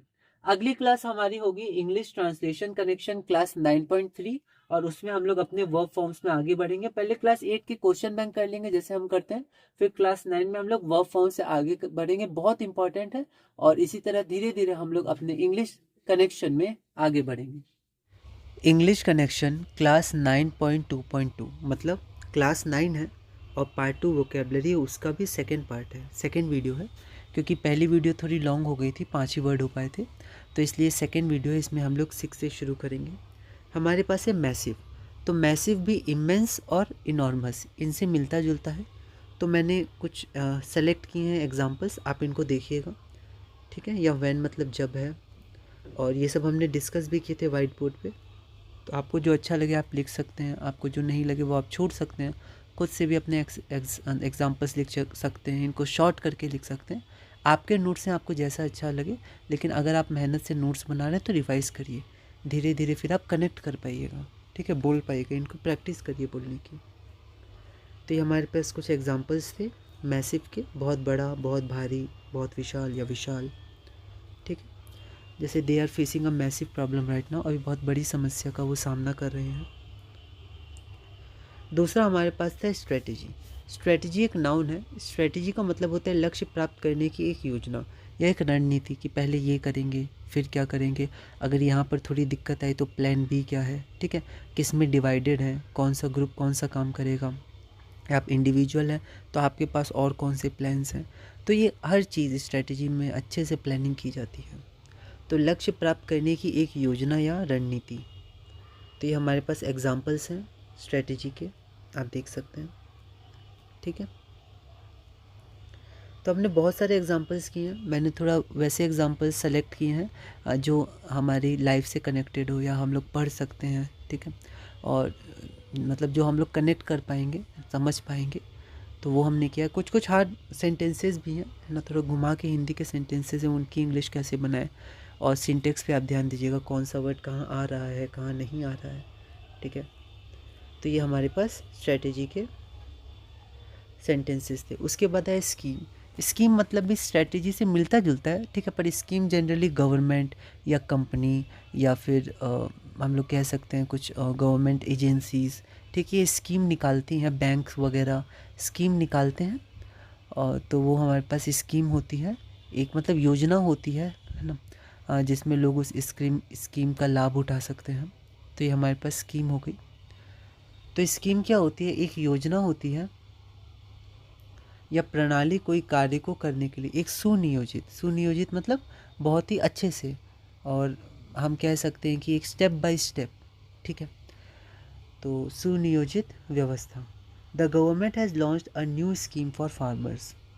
We are looking for a good savings scheme for our children. हम बार बार बोलने की प्रैक्टिस करिएगा। फ्लुएंसी, फ्लुएंसी मतलब होता है कि हम लोग बिना रुके या अटके बोल पाए, तो उसके लिए रीडिंग आपको बहुत करनी है, ठीक है।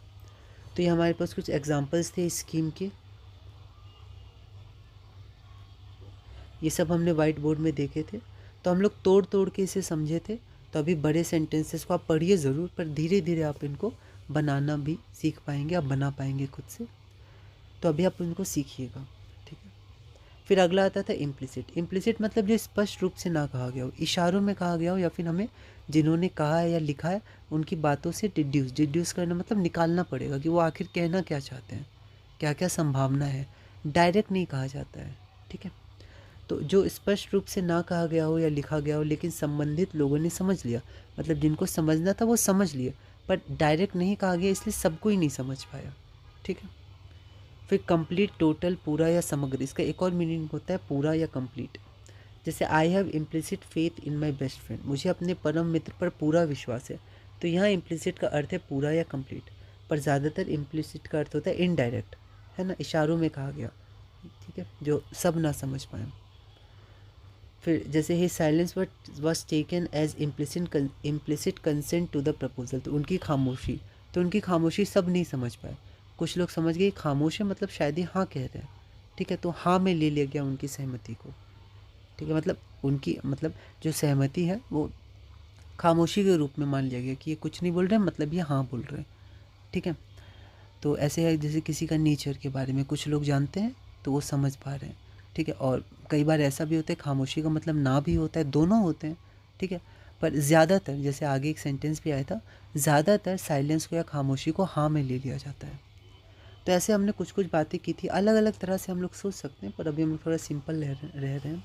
इम्प्लिसिट नॉर्म्स मतलब कुछ अनरिटन बातें या अनरिटन रूल्स जो हम लोग फॉलो करते हैं। चाहे हम लोग जैसे मार्केट या फिर दुनिया में जब निकलते हैं, वहाँ पर लोगों के बीच रहते हैं, अपने दोस्तों के बीच भी, ठीक है, अपने परिवार के बीच भी कुछ ऐसी बातें होती हैं जिनका हमें ध्यान रखना पड़ता है। ऐसा कोई नियम नहीं है, ठीक है, ना ही कोई हमें ऐसे समझाएगा, पर क्योंकि हम लोग इंसान हैं तो हम लोग समझ पाते हैं कुछ ऐसी बातें, ठीक है। तो उसको समझना बहुत ज़रूरी है। मुश्किल होती है पर धीरे धीरे हमें आदत पड़ जाती है, हम ऑब्ज़र्व करने लग जाते हैं लोगों को और समझ पाते हैं। फिर हमने ये सब क्वेश्चंस किए थे, मतलब एग्जांपल्स किए थे, आप देख लीजिएगा। तो अच्छा वर्ड है, इसके अच्छे एग्जांपल्स होते हैं, आप और भी देख सकते हैं। और अगला हमारे पास या लास्ट वर्ड आया था एक्सप्लिसिट। एक्सप्लिसिट इसका उल्टा होता है इम्प्लिसिट, मतलब इनडायरेक्ट, सीधे सीधे तौर पे ना कहा गया हो, हमें समझना पड़ेगा। एक्सप्लिसिट मतलब साफ साफ कह दिया गया हो, लिख दिया गया हो, या साफ साफ जो हमें पता चल रहा हो कि 100% यही बात है, ठीक है। तो साफ साफ कहा गया, लिखा गया, ठीक है, समझने में सरल, एकदम प्रकट, साफ साफ दिख रहा है। प्रकट होना मतलब दिख जाना, साफ साफ दिख रहा है, जिसमें कुछ भी छुपाया ना गया हो, कुछ भी गुप्त ना रखा गया हो। जैसे please give me explicit instruction, मतलब आप जो मुझे कहना चाह रहे हैं साफ साफ बताइए, एकदम क्लियर वे में। तो ये सब हमने कुछ एग्जांपल्स डिस्कस किए थे, ठीक है, आप इनको कनेक्ट कर सकते हैं, ठीक है, आप इनको ध्यान में रखिएगा, ओके। आप बार बार रीडिंग करिएगा, रिवीजन करिएगा। तो इसी के साथ हमारी ये जो क्लास है 9.2 मतलब सेकेंड पार्ट है वोकेबलरी, वो पूरा होता है। और अगली क्लास से हम लोग शुरू करेंगे ट्रांसलेशन कनेक्शन, और इसमें हम लोग वर्ब फॉर्म्स में आगे बढ़ेंगे। और इस बार हम लोग बहुत बेसिक क्वेश्चन नहीं करेंगे, जैसे मैं खाता हूँ, तुम खाते हो, हम खाते हैं, वह खाता है, वह खाती है, वे खाते हैं, ठीक है। तो अब ये सब आप सीख गए हैं और अब आप इसको खुद कनेक्ट कर सकते हैं। थोड़ी दिक्कत हो सकती है पर आप लगभग कनेक्ट कर लीजिएगा। तो अब थोड़े अलग अलग तरह के, ठीक है, जैसे मैं सुबह खाना खाता हूँ, तो सिर्फ मैं खाता हूँ की जगह थोड़ा बड़ा सेंटेंस, जैसे हमने पिछले जो ट्रांसलेशन की एक्सरसाइज में मैंने क्वेश्चन बैंक दिया था, वो हम लोग देखेंगे इस मतलब इस क्लास में जब 9.3 करेंगे, जैसे हमेशा देखते थे। तो ये सब आप थोड़ा ध्यान दे सकते हैं। तो इस वीडियो में हम लोग इतनी ही रखते हैं। अगली वीडियो में हम लोग अपनी ट्रांसलेशन कनेक्शन शुरू करेंगे और इसी तरह धीरे धीरे हम लोग इंग्लिश कनेक्शन में आगे बढ़ेंगे।